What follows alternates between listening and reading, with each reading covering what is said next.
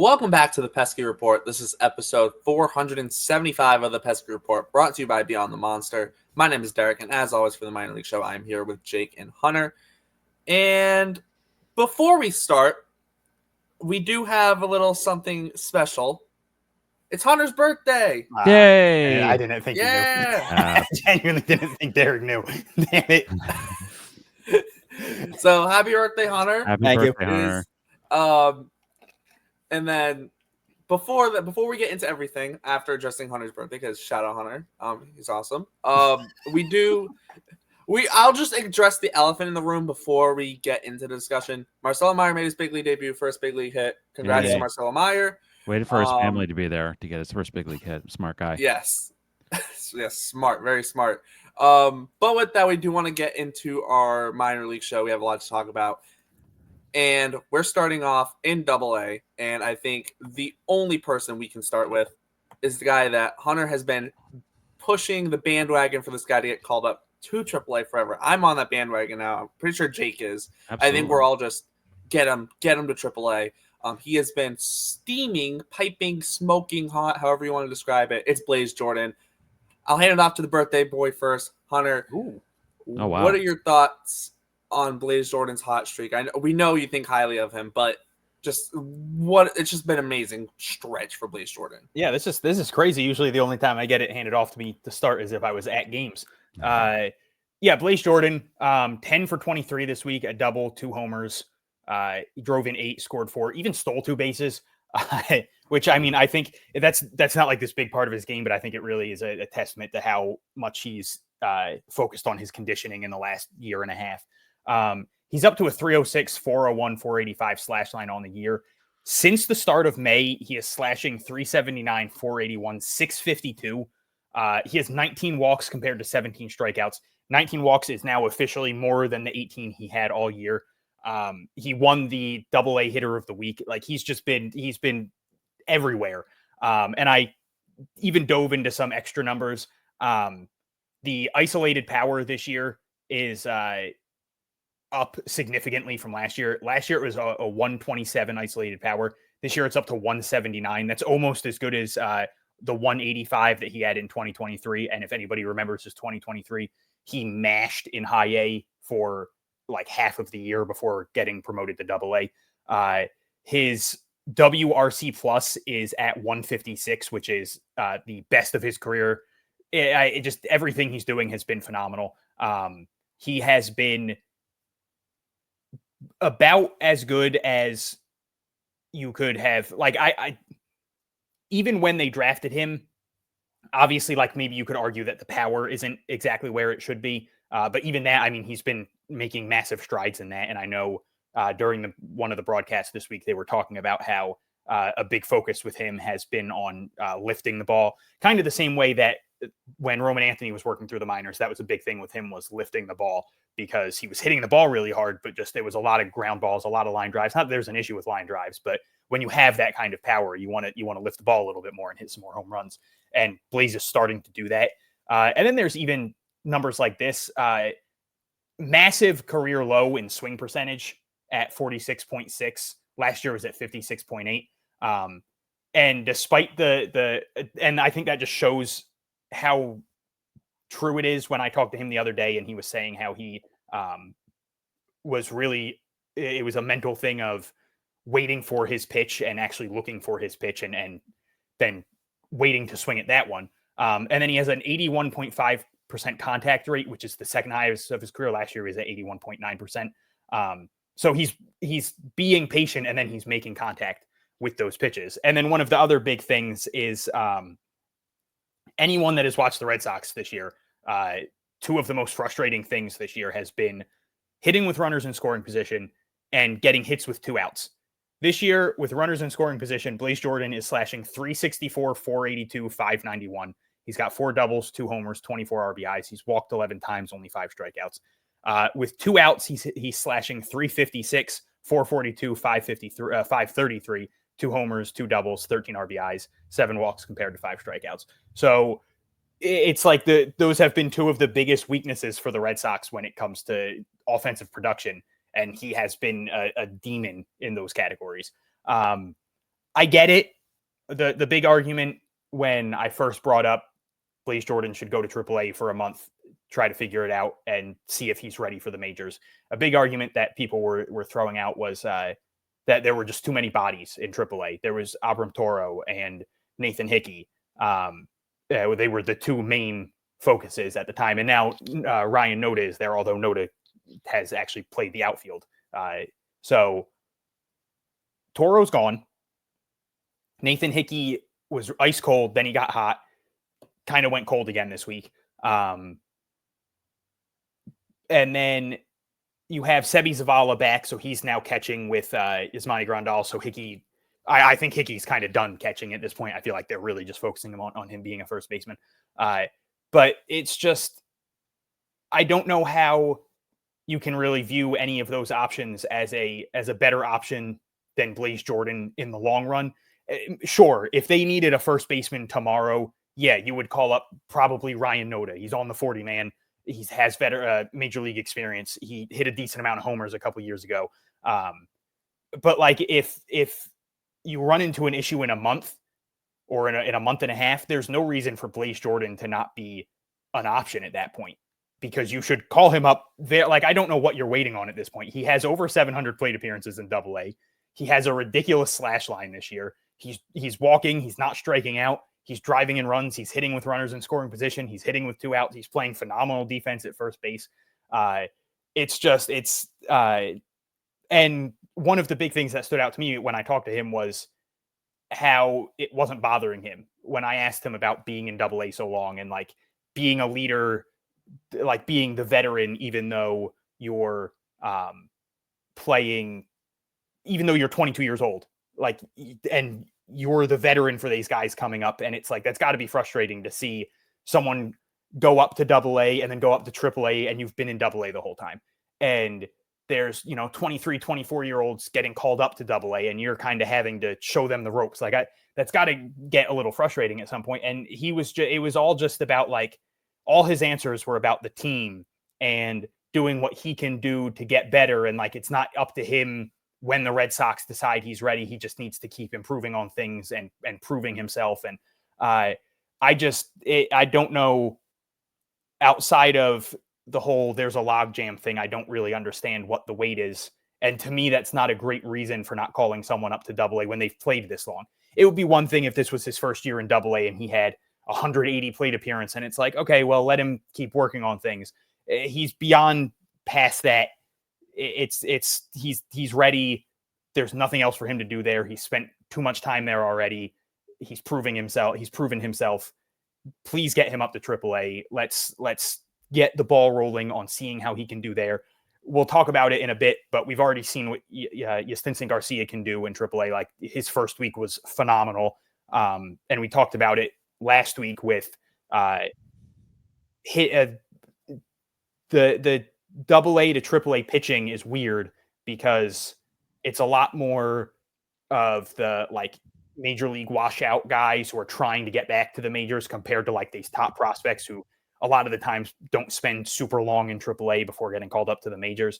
And like, we saw people throwing, 91 mile an hour fastballs to Jhostynxon Garcia and he hit it 440 feet. I could see Blaze Jordan getting called up and having a really good time with that, and putting up good numbers and proving himself rather quickly. So I think we're past the point of it being like a funny argument to have of like people saying, "Oh, that's ridiculous." Like, I get it. He's been in the system for a while. He was like this massively hyped up prospect when he first got drafted because of the high school numbers and, oh, he hit a 500 something foot homer and he was winning home run derbies and he's evolved into a different player. He's gotten into better shape. He plays a really good first base. He makes contact. He's now drawing walks. He's not striking out. He's starting to show that power again. And I get like the frustration of this guy was massively hyped up and he got lapped by a lot of other prospects and a lot of different people came and went and a lot of people went from being nobodies to being superstar prospects. And, and people kind of forgot about him along the way. The amount of times I've tweeted about him this year where people are like, Blaze Jordan is still a thing. And it's like, he's 22 years old. I don't like, it's ridiculous that people act like he's this like 26-year-old stuck in AA. Oh, he's never going to do anything.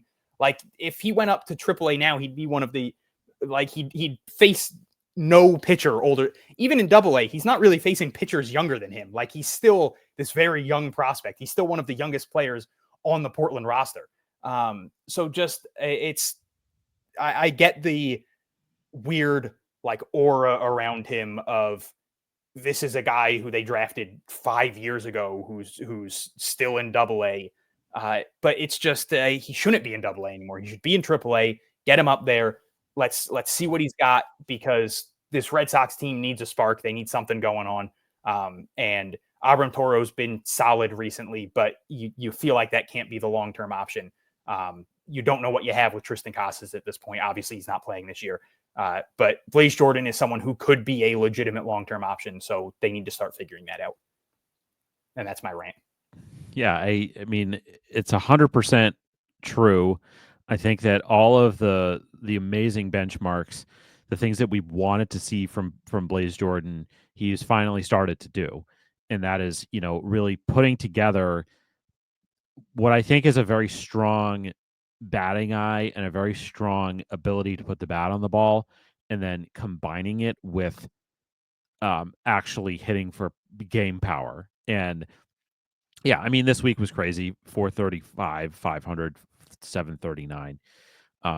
Even had 2 stolen bases this week. And then, yeah, Eastern League Player of the Week this month, 379 for the month of May. It's nuts. 481 on base percentage, also nuts. 11 walks to 9 strikeouts.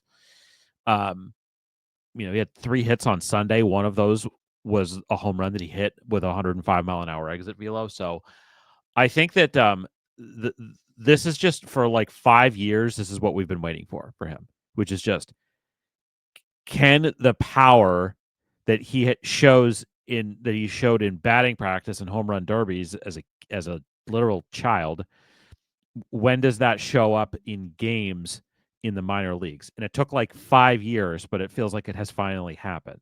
So I don't really see any reason why he should continue to be in AA. It doesn't make any sense, as you said. The other thing I would point out is that obviously the Red Sox have had, more injury issues at the big league level with Alex Bregman getting hurt, and he's going to be on the shelf for a bit. That's what led to Marcelo Meyer coming up. Well, I think one thing to think about here is that there's in addition to an opportunity at first base, there is an opportunity at third base too, because of the fact that he was able to the fact that, like, he has been playing at both spots. Like, it's not over the course of the weekend, Saturday, Sunday, he played back-to-back games at third base, which I don't feel like he's done a lot. Like, he's played a lot of first base this year because they've been playing Mikey Romero a lot at third base. And the thing to know about at the AAA level is that Nate Eaton's been playing a lot of third base. And when Bregman got hurt, they could have picked who they wanted to have come up. It could have been Nate Eaton. He has big league experience, stopgap thing. I think obviously the Red Sox looked at the fact that Bregman's injury was not going to be a short-term thing, and they made the decision that it should be Meyer that goes up. Well, I guess that's where the question comes in. The question comes in of, like, how much of that, like, big league depth of a guy like Nate Eaton do you want to keep around? We talked about this last week with the decision to promote Jhostynxon Garcia to AAA. The fact is that he was only being blocked from playing at AAA by Trace Thompson, who was, like, 34 years old.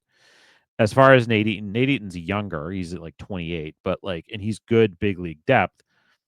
But I don't know. Like, at a certain point, decisions will have to be made about when certain guys come back or whatever.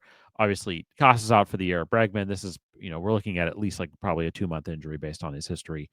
So I think that the opportunity, it does, like, the first base thing, I don't think should preclude Blaze from being able to come up to AAA, because he can play a position other than first base at a position at third base that technically there is like a need at the big league level. So, yeah, I don't.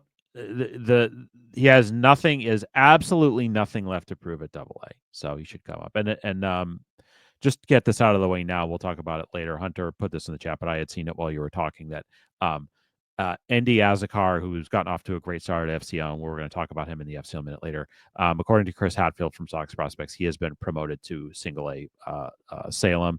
So that will be a nice boost to the Salem lineup, which has not had a lot to write home about this year. But we'll talk about that. We're going to talk about Salem and FCL kind of like towards the end of the episode. But that is the only promotion news that I've seen so far for this week. Yeah, we're not Salem neither. They lost Franklin Arias, and there goes the guy who's like just destroying all the other teams' pitchers. I think all the other teams are happy, that Arias moved up to high A. I'll just add on the Blaze Jordan thing too. Like, we've said it like I feel like the last like month almost we've been saying it. It feels like almost, but definitely the last couple of weeks. It's like it's literally what more do you need to see from him? Like that's the simplest way of putting it. What more do you need to see from Blaze Jordan? At this point, I don't know. Maybe he has to, hit a 7,000-foot homer and have an exit velo of 150 miles per hour. Just I don't know. Clearly, there's a reason. I don't know what the reason is, but that would be the type of thing where it'd be like.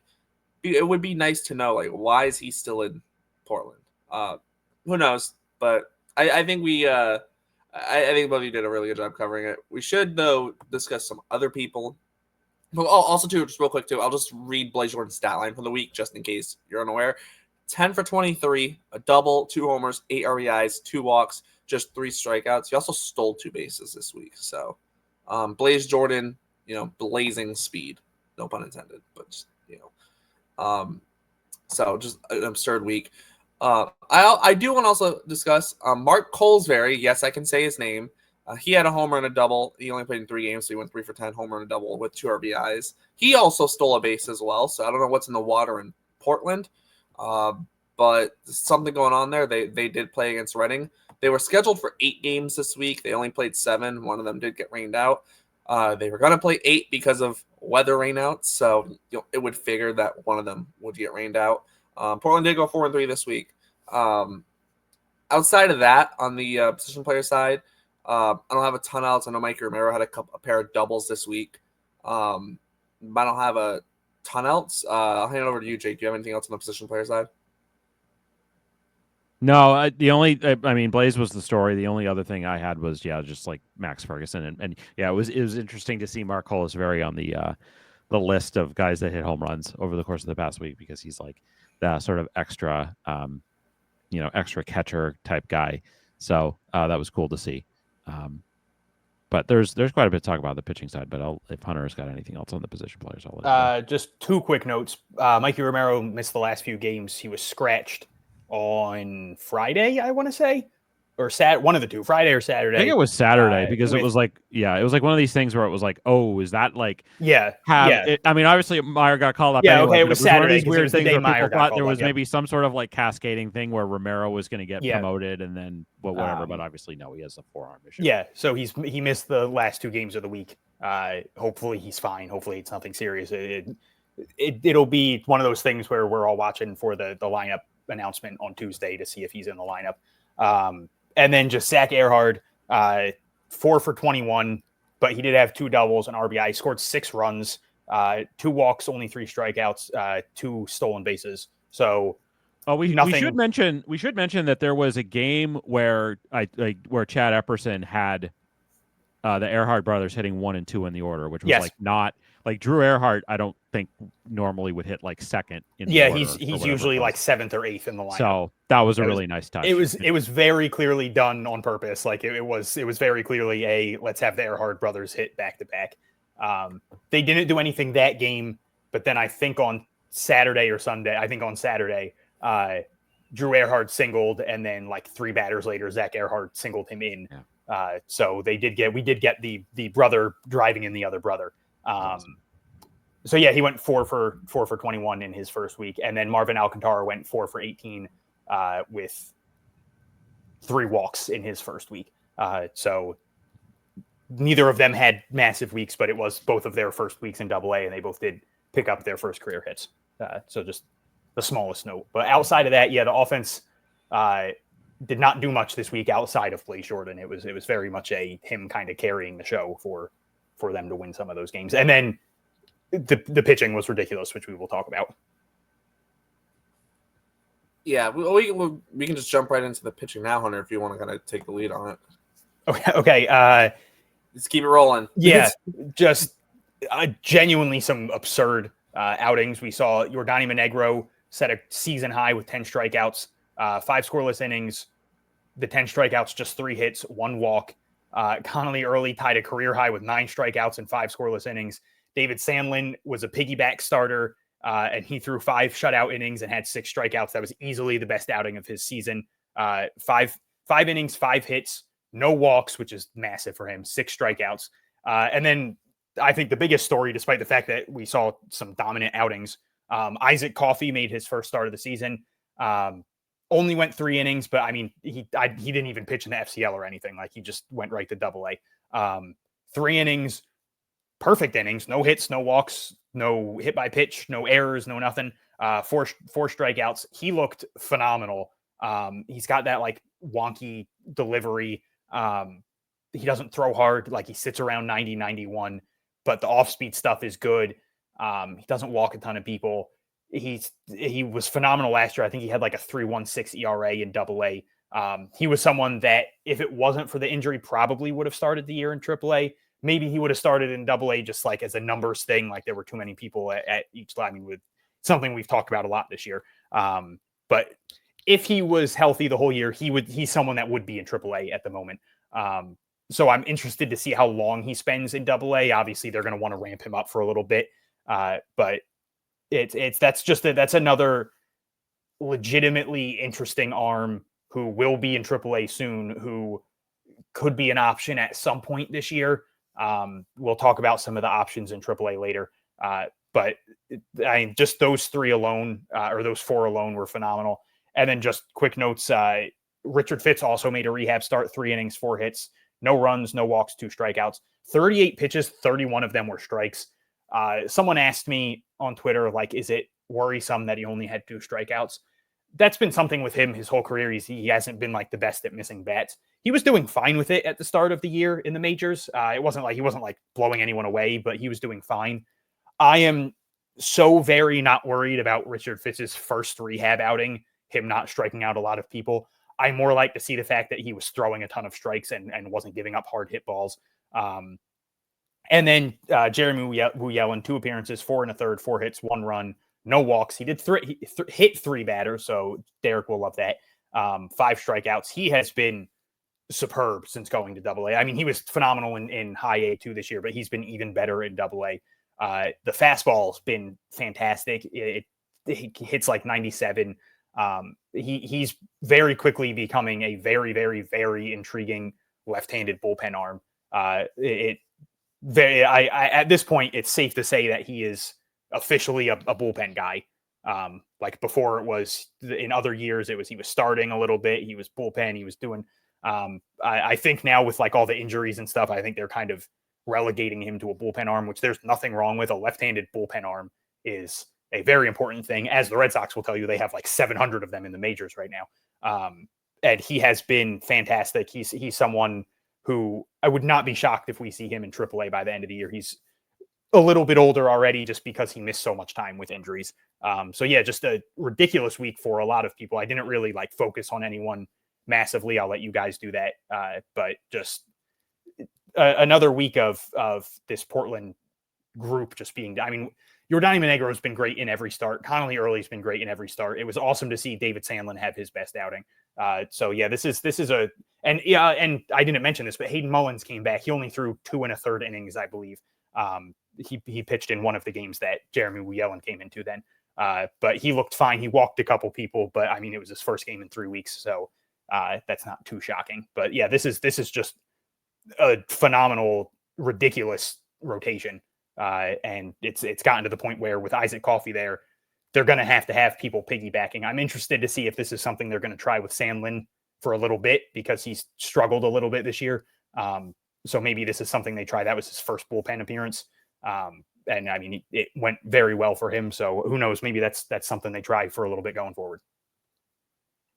Yeah, like I was going to talk a little bit more about Monegro, but there was one thing I wanted to like check on, because I do think that I don't know necessarily that guys are 100% ready to go up to triple A based off of who is there in Portland. I mean, obviously, like, early is a possibility. The thing I was going to say, and we'll talk about this more when we get to we'll talk about this more when we get to talk about Worcester later. But like this past week in Worcester, Wyatt Mills made 2 starts, and I know that they probably view it as like a bulk situation, and then like Jose De Leon came into a game and pitched 4 innings, and that kind of thing. So I think that's probably how they view it. And Brian Van Bell had but what I'm saying is, like, there's an opportunity that if they wanted to have some guys go up and pitch for Worcester, they could do that. And again, I'm not sure. There's opportunity in the rotation there. I'm not sure who that would be. I also know that, like, I don't think it's a guarantee that when Richard Fitz is fully healthy that he, depends on the situation that the pitching staff is in, but I don't know that he deserves to be in the rotation over Hunter Dobbins. So I think that there's a definitely a chance that when Fitz is fully healthy, that he gets option to Worcester and stays in the rotation there. But I think that if there's like a logjam situation, there is like opportunity in Worcester. But what I was going to talk about with Yordany Monegro was just, again, like Hunter mentioned it, really good start. 5 innings, 3 hits, 0 runs, 10 strikeouts, 1 walk. On the season, he has a 2.05 ERA in 26 and a third innings with 1.139 WHIP. If you dive into the numbers a little bit more, 47 strikeouts to 7 walks is outstanding. I will say that 23 hits in 26 and a third innings is a decently high number. It's not terrible, but if he's limiting walks, it doesn't hurt him as much. So I do think with him there's still work to do on limiting contact and trying to get more swing and miss with his stuff. I think that but I think that he, we've talked about this a lot with him, where it's like he keeps meeting every challenge that's in front of him, regardless of the level. He pitched his numbers overall last year in Portland were really good, but I would say that maybe they want him to get a little bit more time in Portland before they think about bringing him up to Worcester. But he's done everything so far this year that you'd want him to do, other than, again, like, letting up that number of hits. So hopefully, if he shows a little bit more swing and miss, gets a little bit less contact on his stuff, then you would see him going up to the next level sooner rather than later. Hunter did also mention Isaac Coffey being back, the guy that we call the Coffee Man here. But he hasn't played, hasn't pitched this year.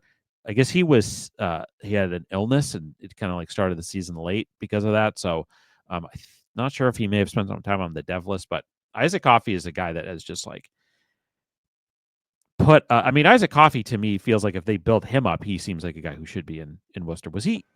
He was on the Worcester dev list. No, he was on the Worcester dev list. He hasn't pitched in Worcester yet. No. He was on their dev list. He was on their dev list though to start the year. So I would assume that they might have just sent him to Portland just for the sake of Greenville. Like, that rotation's loaded, so like fitting him in a start might have been more difficult there. And then you can't send him on a rehab to Portland because it's only one level down. So. Yeah. Well, what I was going to say about him is if people have forgotten, he's had some very impressive runs at different times in the Red Sox minor league system at different levels, including last year in Portland. He had a 3.17 ERA on the year. He doesn't throw hard, which I think is important to remember. But like last season, he had 148 strikeouts and 51 walks. He only allowed 9 homers. Like, he's a guy who his command is very strong. So I would love to see him get an opportunity in AAA. He will be 25 next month. So just like somebody to keep an eye on. If you see that he's starting, be interested to see how he does. But obviously, kind of getting off to a good start this time. So that's all I have on the Portland pitchers. Yeah, I do want to add on Monegro just for the fact of, because I know you mentioned he's given up 23 hits this year. Only 3 of those hits have been extra base hits, which is 2 of those extra base hits were homers, but he's only given up 3 extra base hits. The other thing that I found interesting, he's got a 420 BABIP against, so that's very indicative of there's maybe a little bit of bad batted ball luck going against him. If it was like 350, you could go, maybe it's just high BABIP, but 420 is absurd. So I would very much, that's very much bad luck. I think one other important note with that is in 13 innings in May, he's only given up 8 hits. So it's something that he has been improving on as the season's gone on. 13 innings, 8 hits, 3 walks, 20 strikeouts in the month of May. So he was good all year, but in this month, he's really buckled down and everything's improved. Yeah, well, the other thing too is his ground ball rate this year is at 69% this year, which nice compared to nice. God, compared to last year in Greenville, in the 66 innings he pitched in Greenville last year, his ground ball rate was at 48%. So his ground ball rate's up more than 20%. Obviously, it's a small sample size. We'll see how that continues. But I think that is important in some ways because, if people are hitting the ball, they're going to hit it on the ground. You would hope that means a good thing. Maybe they're just finding the holes right now. I don't know. Because you have a 69% ground ball rate. That is kind of absurd. But I think overall, Monegro's just been very, very good. And yeah, I don't think he's going to be in AAA necessarily soon, but it would not surprise me if we see him in AAA at some point this year.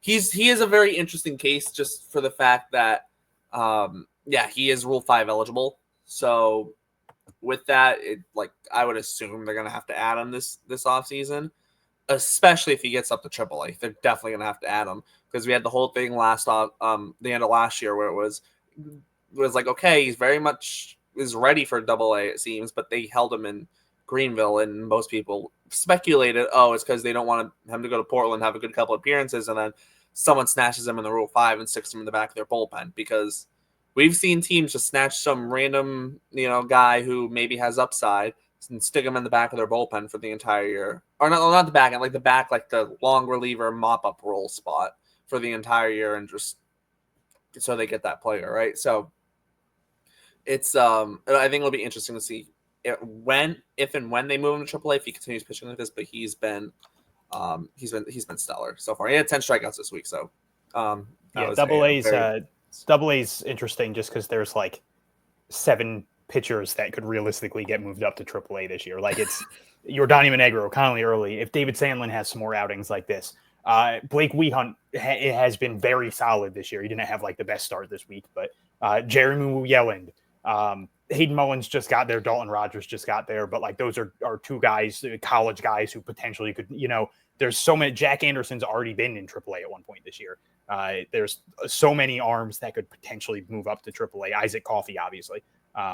So that's one of those things where at least 1 or 2 of those guys are probably not going to see AAA this year. Probably more than that, honestly. So it's going to be one of those things where we'll be here on August 26th saying like, wow, I can't believe so-and-so is still in AA. But I mean, that's minor league baseball. There's too many people for too few teams. And who knows if the Red Sox are still in the hunt come trade deadline time. Some of these names are probably going to get moved, especially like you said, with certain people needing to get put on the 40-man to protect them in the Rule 5 draft this year. They'll probably be trading some of them or trading people on the 40-man to open up spots. Again, pending on if they're buying or selling. But yeah, we're going to see some people not get moved up this year that 100% deserve to get moved up. So just people should be prepared to get a little frustrated with that, but it's nothing you can do about it. Well, you also also have to remember the Red Sox have a lot of injured pitchers right now too, and a lot of them that are either high minors or major league arms. With like in a perfect world, they don't suffer too many more injuries. We'll still see what happens with Sean Newcomb, whether or not he will go to Worcester or not. Although with how he pitched, it wouldn't shock me if another team was waiting for him to give him a big league opportunity. You have Fitz, obviously, made the rehab assignment. Houck. You have Crawford, although who knows? I haven't heard anything on Connor Crawford. Patrick Sandoval at some point this year. Chris Murphy, Zach he's Penrod, throwing again. Like, yeah, I know he's like exactly. throwing at the Florida, like at the complex. He's not in the FCL, but he's throwing at the complex. He's throwing there. So yeah, but nothing outside of that. Though. Hopefully, we start to see him soon. But Sean Newcomb's the funniest pitcher in the world to me. 3.95 ERA is fine. 3.27 batting average against is just, dear Lord, man. Like he's got 41 strikeouts in 41 innings. That's solid. But just like, don't give up 55 hits. Don't do that. That's true. That is true. But then you add on to the top of the injured pitchers. We'll see what Winkowski's injury situation looks like. Drohan's also on the injured list, right?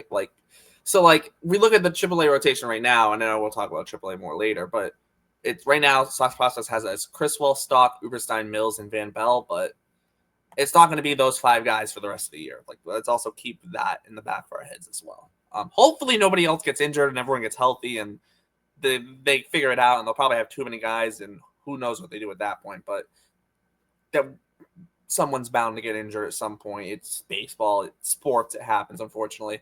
So heck, you never have too much pitching. That's what they say.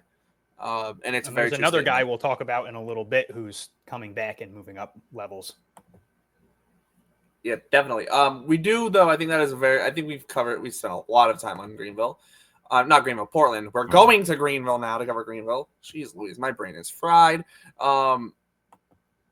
So Greenville this week, they play Bowling Green, and I feel like we start with him every week, but I mean, should we I feel like we have to start with Franklin Arias. Yeah. There's no other real place to start. He played in 5 games this week. He went 12 for 21 with 2 doubles and a triple. He also drove in 3 runs. No walks this week, but he only struck out once, and he stole 2 bases as well. I don't know. This is getting kind of absurd with Arias.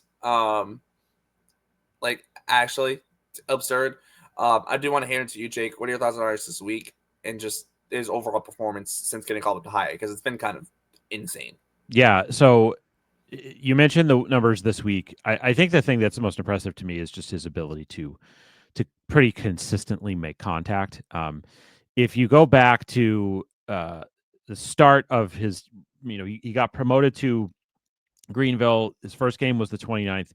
He didn't get a hit in his first 3 games. So just, to support my narrative, I'm not including those games in what I'm in the numbers that I pulled. But basically, yeah, after those first 3 games, the 4th game, he went 3 for 5 with a homer, hit his first homer at the level, and had 4 RBI. So starting with that game through this past Sunday, he's hitting 410 with a 493 on base and a 590 slug. 2 homers, 17 RBI. But again, over that whole stretch of that 18-game stretch, 5 strikeouts to 4 walks. And six doubles as well, and the triple that we mentioned. He does have a 4.23 BABIP, but I mean, this is it seems like that's what he is. He is a guy that's going to put the ball in play a lot, and so guys that like that tend to run a higher BABIP. So and he's continued to play a ton of shortstop, a couple smattering games here and there at second base just to give him a look over there. The Red Sox are very committed to him as a shortstop. Clearly, they intend to play him there. And the question becomes, does he as a teenager play in Double-A by the end of this year? I think it's certainly on the table. I think that he's an outstanding prospect in every regard. He does a lot of things. He does a lot of things really well. I would say that his ability to be more of a contact over power guy is, I think, probably the thing that makes him, I would say, probably his best trait. And I would also say his clear ability to be a shortstop and to continue to play shortstop. Those are the things that set him out a little bit better. Other than that, all of his tools are at least sort of good across the board. And that's why he's high on all of these prospect lists and things like that.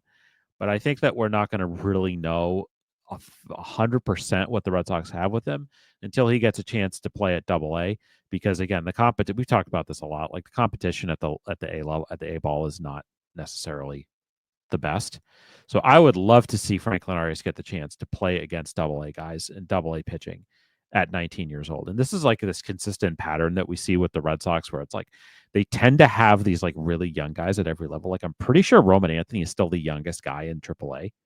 And, and Franklin Arias would probably be just about the youngest guy in Double-A if he gets up there before the end of this year. Ethan Salas. Yeah. Well, that's what the Padres do. But I would say that that if you see him, play, I think it would still be remarkable, really, to see, somebody playing in their full age 19 season, like having time in Double-A. So, yeah, again, it is like a broken record thing, and we'll probably talk about this when we talk about Roman Anthony at AAA, where it's just like, yeah, Franklin Arias is really good, and he, is doing doing even like as what is often the case, he's doing even better in Greenville than he was doing in Salem, because if I just look at his Salem numbers just at the start of this year,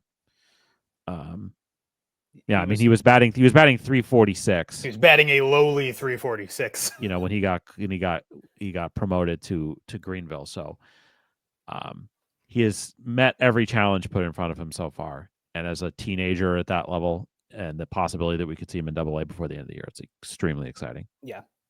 7-game hitting streak right now, 15 for 30 in the 7-game hitting streak. For reference, you just kind of mentioned the numbers. 346, 407, 397 slash line in single A this year, 360, 406, 517 slash line in high A. Just absurd.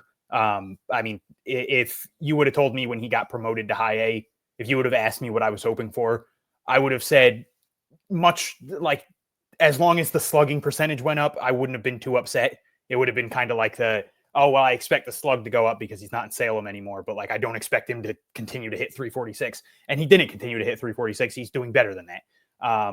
It's when Marcelo Meyer and Roman Anthony graduate from prospect status, Red Sox fans don't have to worry. Like we don't have to worry. We still have we'll still have Franklin Arias. Like we'll still have this he's going to be a top 25 prospect. Like that's genuinely how, like, I really don't think it's that long until we get him. I mean, he's already, I don't know what number he is, but he's already climbing up the ladder pretty quickly. Like he is someone who is going to be talked about by every major publication, every big media outlet. Everyone's going to be talking about Franklin Arias. He has been that good. And you mentioned the BABIP, how it's high for him, but he's just someone that makes contact. And that's, to me, there's a very important distinction. Like it's one of those, again, where you can't just watch the box score, which I'm just always terrified when it comes to minor league baseball. The amount of people that just watch the box score. I mean, that was not to bring him up again. We already talked about him a lot, but that was a big thing with Blaze Jordan when I first brought up, like, they should move him up to AAA. His numbers at the time weren't all that spectacular, but if you had watched him play, like, it was very clear he was hitting the ball hard. He was drawing, he was working good at bats. He was doing everything right. And it was like, you could tell things were starting to click, and it was just like, things are going to get really good. And that was like one of the big narratives was like, oh, he's hitting 230, he's hitting 240, he's hitting 250. What are you doing? With Franklin Arias, like, yeah, the BABIP's high, but it's not like he's hitting these like little bloop singles. 90% of the time he's like hitting a 112 mile an hour line drive to center. And like, yeah, it's a single, but he's hitting a 112 mile an hour line drive to center, or he's hitting a 108 mile an hour double down the line, or like he's hitting the ball very hard consistently. He doesn't get a ton of loft on it. Like, he's never going to be this like massive home run guy. But we're like, he's also not going to get a ton of like cheap bloop hits. He's fast enough where he can get those infield singles, and everyone's going to get some bloop hits. But it's not like we're seeing him cheat the system and just drop it in. And it's like, oh, well, he's hitting 360, but realistically, he should only be hitting 298. Like, no, this is a guy that just hits the ball hard. It makes good contact, doesn't swing and miss a ton, doesn't strike out. It doesn't, I mean, I know it was mentioned how he didn't walk this week. Derek said how he didn't walk, but he also only struck out once. That's just something with Franklin Arias where, like, yeah, he didn't walk or strike out a ton because he was too busy hitting everything that a pitcher threw at him. Like it's just there's such a good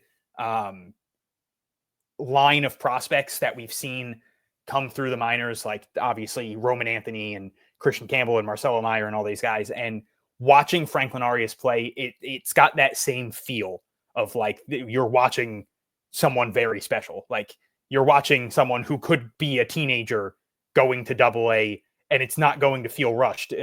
When I believe it was Derek mentioned Ethan Salas, to this day, hearing that name pisses me off because I genuinely feel like the Padres ruined him. Like he's still, 18, 19, however, like he's still got another a lot of time 18-year-old in develop. high A as well. But like, what's his face? They DeVries or whatever the heck his Yeah. name is. but like when they did it with Salas, like he hit like 250 in single A. Cool. I guess promote him to high A. And then he hit like 170 in high A, and they were like, cool, go up to double A. And then he hit like 130 in double A. And then at the start of the next year, they had him in high A again, and he hit like 200, and they were like, cool, go to double A. And it's like, maybe let him develop, maybe let him figure these things out. And I mean, obviously I'm not in the system. I don't know. Maybe they're seeing what they need to see, but like, it's really hard to believe that they're seeing what they need to see when he's hitting under 200. And it's like with Franklin Arias, I mean, obviously he's hitting 360 in high A, so that you already have that going for you.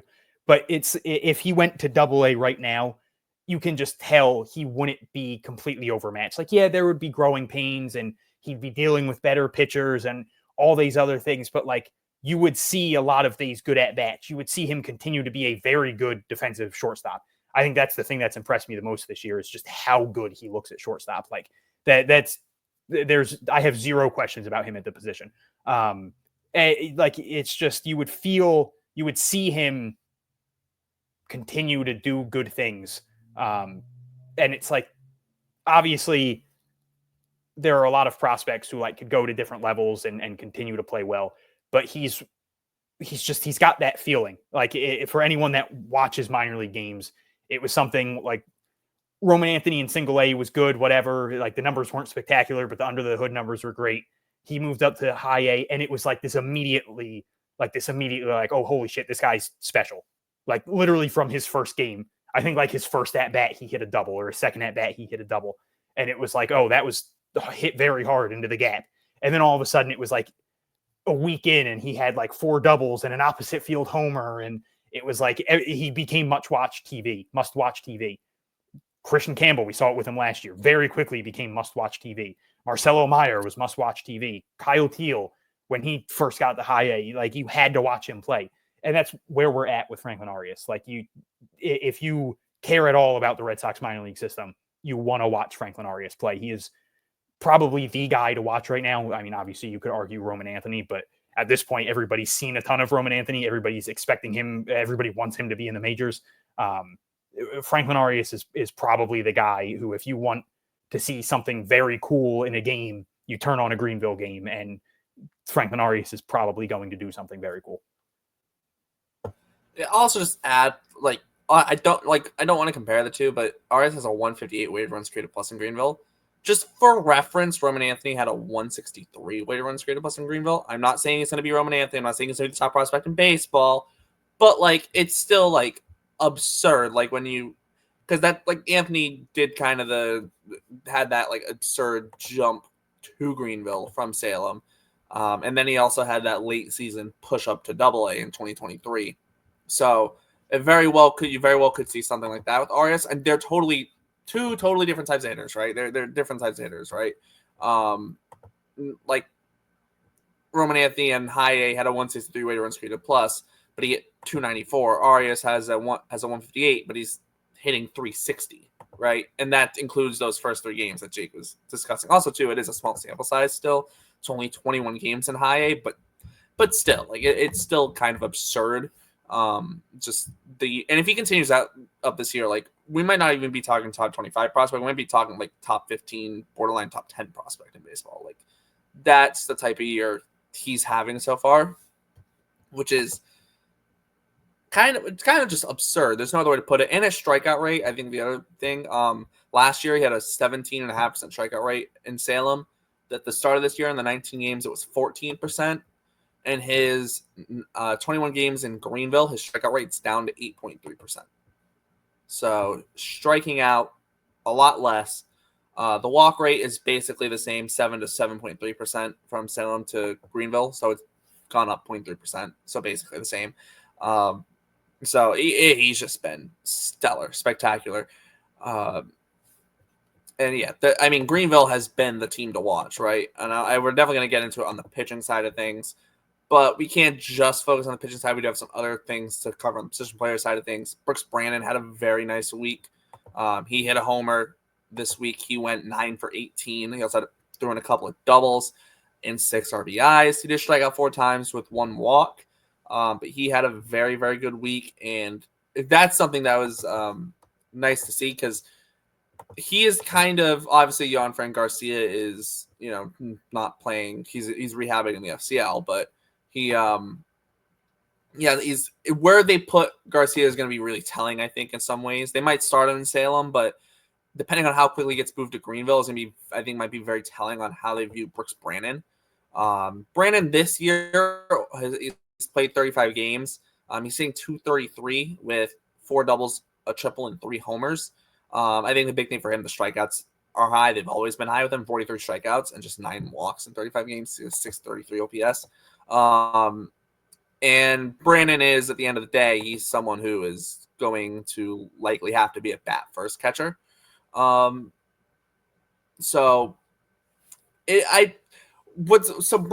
interesting, right? If this is the start of him kind of turning the corner and really getting hot, that would be amazing.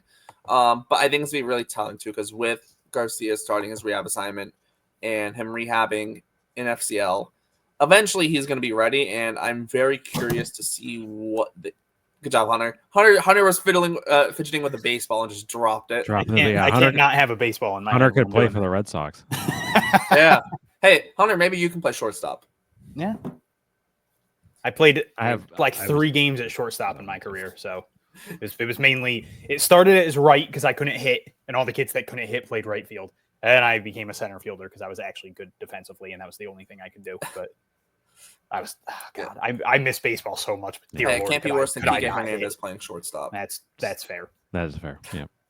Yeah, even as bad as Trevor Story's been, can't be worse than Kike. All right, back to the point on Brooks Brandon and Johanfran Garcia. Back to that point. I think it's gonna be really interesting to see what they do with Garcia, just for the fact of his very small sample size in Salem was playing amazing. Then tears his ACL, terrible injury. But I do wonder, are they going to send him back to Salem? Maybe they'll give him a short period of time. But if they do, how long will he be there? Or do they just say, you know what, you're going to go up to Greenville?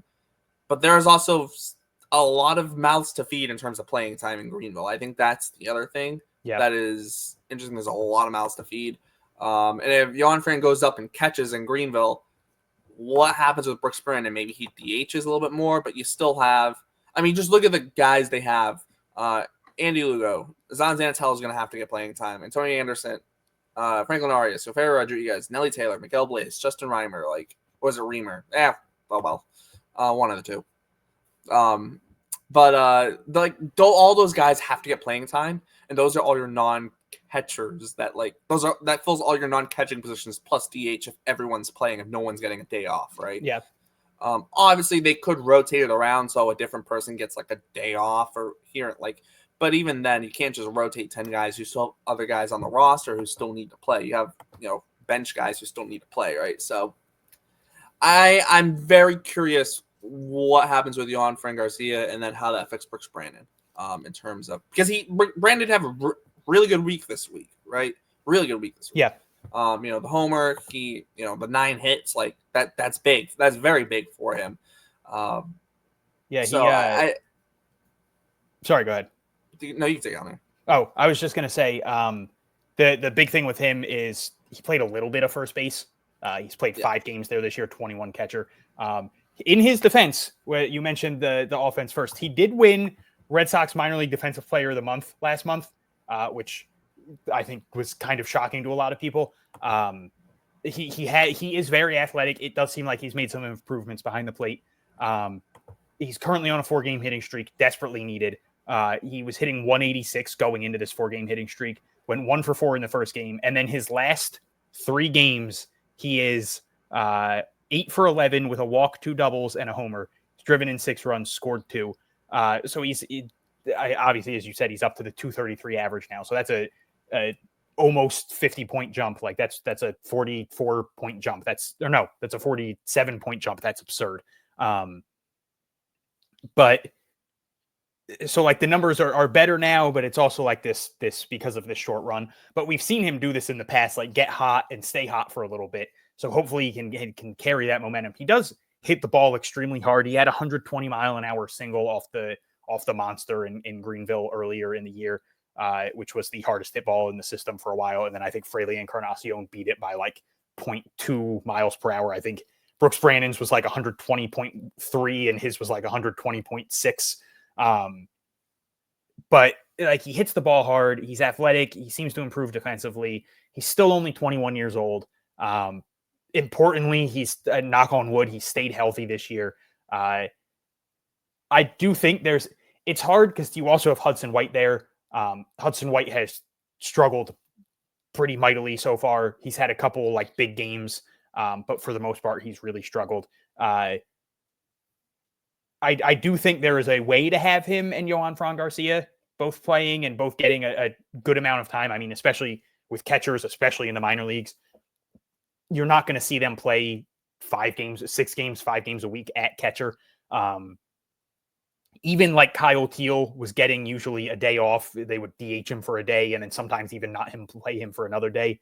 And Kyle Teal was a special case where he was like the number 2 catching prospect in baseball, and like a top 20 prospect in all of baseball.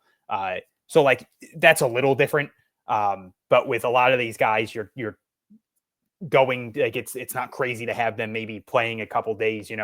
I could see a world where it's like Brooks Brannon plays 2 days at catcher, DHs 2 games, plays first another game, and then has an off day. And Johanfran Garcia gets 4 games at catcher, DHs, and has an off day. And even with all that, you would still get, maybe Hudson White can play a game at catcher and play 2 at first. And then you're also running into the problem of like, where does Andy Lugo play? Not that it's that much of an issue. No offense. He has struggled a lot this year, but like, where does Albert Feliz play? I mean, he literally just played in like his first 2 games in like a month, and he wasn't even hurt. They just weren't playing him. He did get 2 hits in his last game. But like, that's one of those cases where there's going to be some casualties. Yeah. Two-way. There's going to be some casualties at some point. It is the curse of having a lot of good prospects is you're just going to see some people get traded, some people get released, some people just go on to the dev list hell of this guy's never. I mean, we're seeing it with Ender Solera, who is a very good defensive catcher, and he's literally just the bullpen catcher for AAA now. And it's like, this is a 21-year-old who a year and a half ago was considered one of the better catching prospects in the system. It was like, hey, there's this really good defensive catcher. If he can figure it out offensively, you got something. Like it's catcher's probably the worst position with this because most catchers aren't playing other positions. Like you have Juan Montero play first and third, and he can also catch. But even at this point, like he's really not catching anymore. He can, like I'm sure if they needed him to, they could put him there. And I know that the pitching staff liked him, and I know that his teammates like him. But like it's not what he's doing anymore because they don't see him as a priority. So it's going to be a weird thing. And we'll talk about Johanfran later. I don't want to get too much into him. But this was a massive week for Brooks Brannon. He desperately needed it, especially with Johanfran Garcia soon returning. And like you said, even if he starts in single A, which I think he will, he didn't get too much time there. He'll be pushing for high A sooner rather than later, though. So it's Brooks Brannon needed this, but again, he's been hitting the ball really hard all year. And it was just good to see him really get locked in for a little bit. And hopefully the momentum carries and we see this a little bit longer, because we saw it for stretches last year where he was hitting home runs at Salem's Park and just absolutely well past the wall. So hopefully we get more of that power. Hopefully if he doesn't need to be a 300 hitter, if he could be a 250 guy with a ton of pop and improve defense, like that's more than enough to keep the intrigue there. So if he can cut down on the strikeouts a little bit, maybe, and draw a couple more walks, that would also be a massive positive. But yeah, it was really good to see him get a couple extra base hits this week and get on a nice little run. And hopefully that continues. And we are talking about him again next week. Definitely. I say we move to the pitchers. Yeah, I was about. Well, I do want to mention Antonio Anderson did have 6 hits in 5 games this week, including a double. I do want to throw that out, and then Miguel Blaze and Nelly Taylor both hit homers as well. So, but I think that's pretty much it for the position players. Those were my 3 guys on my notes. So, yeah. With that, let's move on to the pitching side of things. We have our big 3 lefties. We're still accepting name submissions, name suggestions for the, I guess, 3-headed lefty trio. Maybe someone can get something that starts with an L. I don't know. Large, but like that's kind of lame. Still working on it. We're still working on it. But Eduardo Rivera, Brandon Clark, and Peyton Tolley all like good starts. I'll hand it over to you, Jake. Who do you want to talk about first? Just kind of who do you want to cover first? Take it from there, wherever you want to go with it. Yeah, I mean, I feel like it is. We do kind of always start with him, but Peyton Tolley just once again had just a ridiculous start. 4 2/3, 4 hits, 1 earned run. The only earned run he gave up was on a home run. So it was just one bad pitch. 9 strikeouts, 0 walks. He did hit 98, his max velo on his fastball in this start. This is just an unreal transformation. I know that the Red Sox have probably correctly gotten some crap, especially at the big league level, for the way that their pitching program is working or not working. But I do think that you have to look at what's happened in the minor leagues, especially the low minors, of guys that have come in the system since, guys that this front office targeted in the draft, especially, or targeted in moves, and have brought into the system and seen and getting the most out of them. So Peyton Tolley was this guy that was only throwing 91 to 93 in college just last year, and he gets into the Red Sox system. They have him obviously continuing to work as a starter, and now with this just incredible extension, he's already up to 98 on his fastball. I just don't know how guys can hit that. So he is, I have to think that Portland's on the radar at some point here. Again, we've talked a bunch about Portland having their ridiculous rotation. So it's what is the opportunity? It could be because guys get traded, that kind of thing. But Tolley is almost it almost seems like he's too good for the hitters in Greenville at this point. Eduardo Rivera, 4 2/3, 0 hits, 1 run. It was unearned. Did a hit a batter, 2 walks, 9 strikeouts. So, again, Derek, very happy. So I should mention something that I sent Derek and Hunter earlier this week, or it might have been last night. So a friend of mine who is a YouTuber, and again, I'm going to briefly plug that I have a YouTube channel about vintage sports, vintage baseball cards, things like that. A guy who also has a YouTube account. His name is John Mangini, and he cut into one of his videos this week this clip from an interview that was probably from the late 80s, I would guess, maybe early 90s. It was Mickey Mantle, Willie Mays, and Duke Snider, who were the 3 big center fielders on the 3 New York teams in the 50s.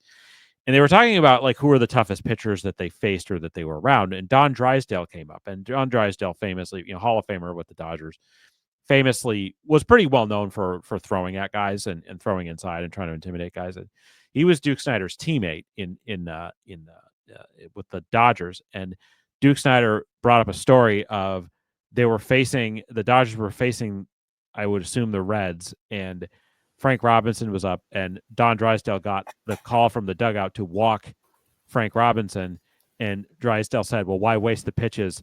So he just threw at Robinson and hit him and put him on base. So I immediately was like, Don Drysdale would have, in the 1960s, would have been Derek's favorite pitcher. Also, I have to say, throwing at Frank Robinson was a choice, because that dude was nuts. He was an incredible ball player, of course, amazing, but he fought dudes all the time. So anyway, I will say I don't condone throwing at people. I don't condone it. Like any kids listening, I don't condone it. Who would have been the worst person? Who would have been the worst person to throw at? Was it Albert Bell? It had to be, like, right? Ever? Oh, yeah. It was probably him. Probably Albert Bell, just because he was like him. Or he actually like baseball bat, the phone just. Here's like this he is punched like the second baseman just for being in his way. Like, I think names like Albert Bell, Milton Bradley, Jose Ramirez, Tim Anderson knows all about that. Delman Young, like these are guys you wouldn't want to throw at. Like you wouldn't want to throw like Paul O'Neill. I don't think you'd really want to throw at him either. Like Lenny Dykstra, he'd be at the top of the list. But anyway, but just like historically, I would say Albert Bell would be the guy that you wouldn't want to throw at. Obviously, the Red Sox player won it, so whatever. But Albert Bell 1,000% deserved MVP in like 95 or 95, right? And then the media just hated him, so they voted for Mo. Yeah, right. That's why Mo he hit like 320 with 50 homers or something. Right. Yeah, Mo's numbers were worse, like across the board, and they still gave it to Mo. I mean, it had playing first base too. It happened to Ted Williams like 5 times. Like he should have won so many MVPs, and the media hated him. So. Yeah, I don't think the media's hated anyone more than Albert Bell. Go. But nice. I will say, I don't know any kids listening. Do not throw at other people, please. Don't. I never did it. I actually could never throw inside as a pitcher because I was too scared. You were scared of hitting someone? I was actually scared of hitting someone. Yeah, no. Again, we're not condoning it, but I did just the reason why Drysdale threw at him was the exact reason that you've advocated for it. We're just don't waste pitches. Which I'm joking about. I'm not.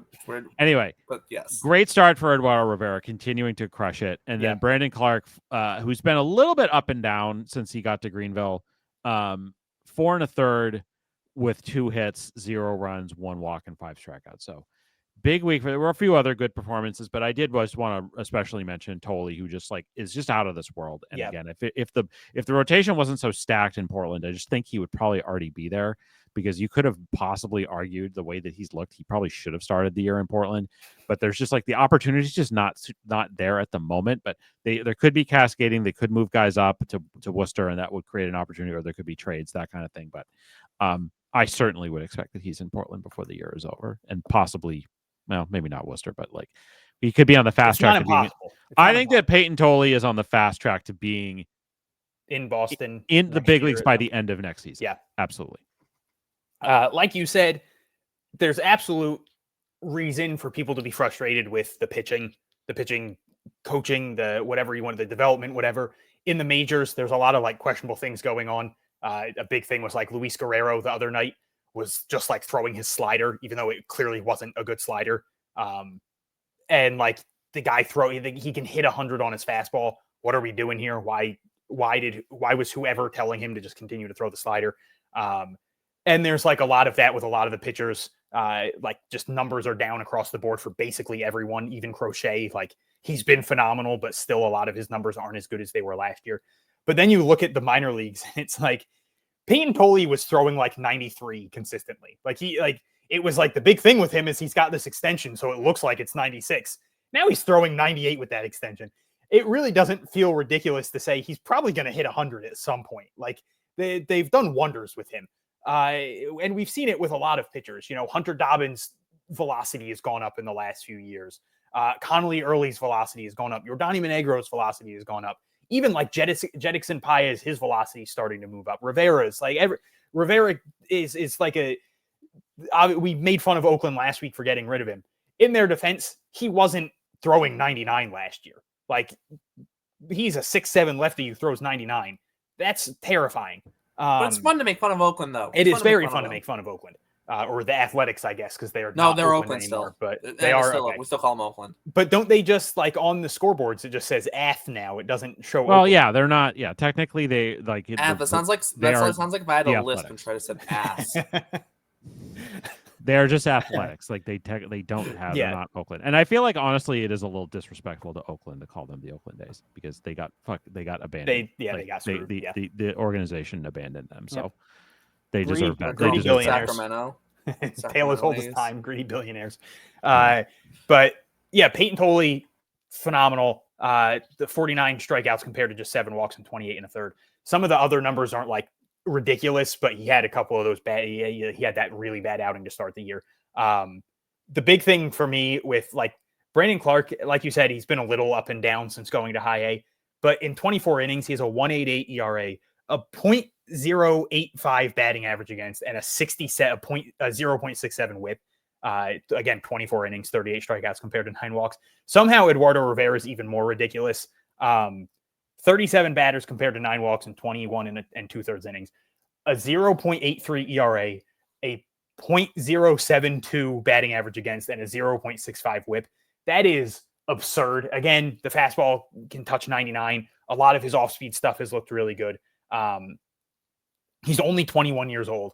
This genuinely feels like a 1, ridiculous find by the Red Sox, and 2, phenomenal development so far. Obviously, it's only been 21 and 2/3 innings. He could literally go out there at some point whenever he pitches this week and have a bad outing, and all of a sudden those numbers could look much worse. But like, even if that were to happen, the numbers are still so good. He's been so impressive in all 6 of his outings so far. The strikeouts to walks are great. It's just another. It's such an embarrassment of riches right now for the Red Sox in when it comes to pitching prospects. And like, this threesome in high A has been absurd. And that's not even to talk about like Noah Dean, who had a very good start. 5 innings, 2 hits, 2 runs. He did walk 3 batters, struck out 4. Last week I saw he's got like the 5th most whiff percentage in minor league baseball, or like the 6th most whiff percentage in minor league baseball. Like, he's been very good. High A is just, it's absolutely stacked with pitching. Like they lost Hayden Mullins and they haven't missed a step. And there's people at all 4 of the levels doing great things. And there's people in the FCL who are expected to put up good numbers when they move over to the affiliates. So yeah, that's just, that big 3 has been ridiculous. Like I just said, Noah Dean was phenomenal this week. And then just 2 other guys I wanted to touch on, 2 relievers. Isaac Stebbins had 2 appearances, 2 innings pitched, 1 hit, no runs, no walks, 4 strikeouts. He was really good last year between single A and high A. He had a 3.18 and 62 and a third innings. This year, 21 innings, 2.14 ERA, 176 batting average against, 114 WHIP, 31 strikeouts, 11 walks. He's been fantastic. And then Michael Sansone made his first first high A appearance since being promoted. 3 innings, 3 hits, 1 run, no walks, 2 strikeouts. So again, just, it's an embarrassment of riches. Greenville's hitting has been up and down this year. They go on these weird stretches where they'll score like 12 runs one game, and then the next 2 games they'll get a combined like 4 hits. And it tends to be like Franklin Arias getting 2 of those hits. But the pitching has kept them in basically every game this year. It's really funny to watch them go into extra innings because they very clearly, it kind of points to what Jake talked about last week with Worcester's pitching being annoying, how they're doing like this whole thing with people throwing 2 innings and people only pitching once a week and stuff. It's very clearly kind of going on at every level. Like, they have, hey, you're pitching today.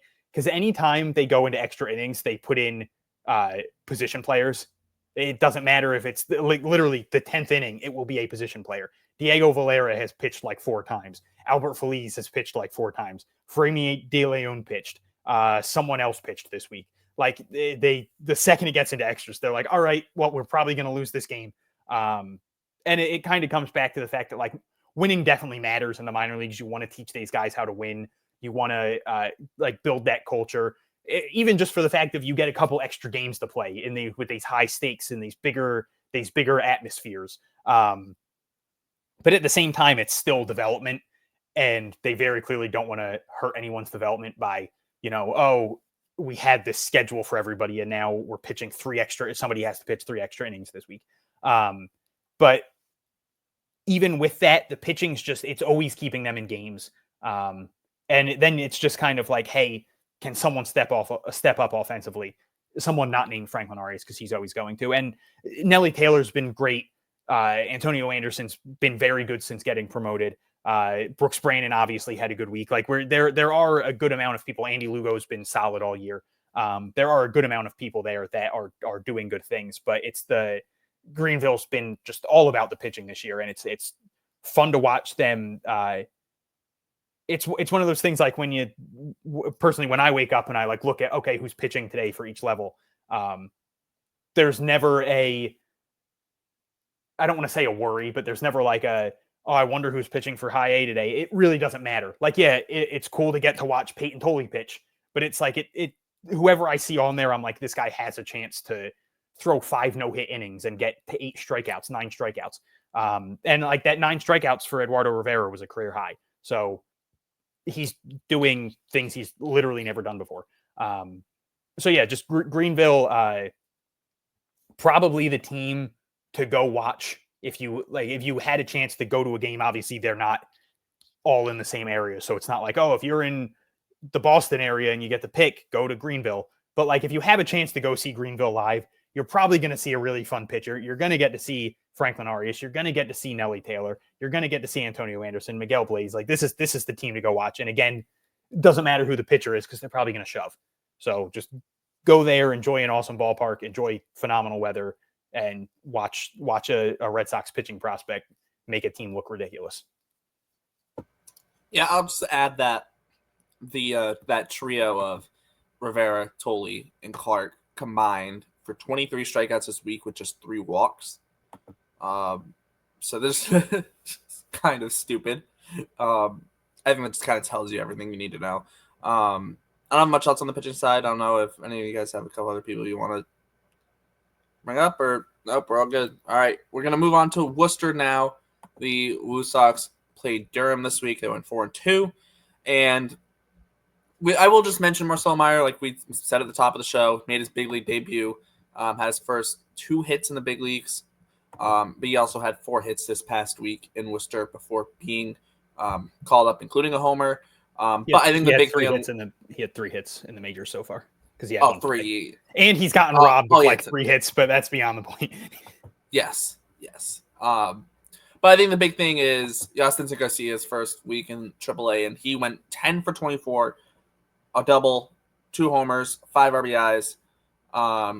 He had 1 walk, did strike out 5 times, but overall just a very, very impressive first week in AAA. I'll hand it over to you, Jake. What are your thoughts on Jhostynxon Garcia's first week in AAA? I think that certainly, the Red Sox were. I think you could argue that they were aggressive with this promotion, even though I think like I think that there's other guys that obviously we've talked a lot about Blaze Jordan and his the need to get him up there.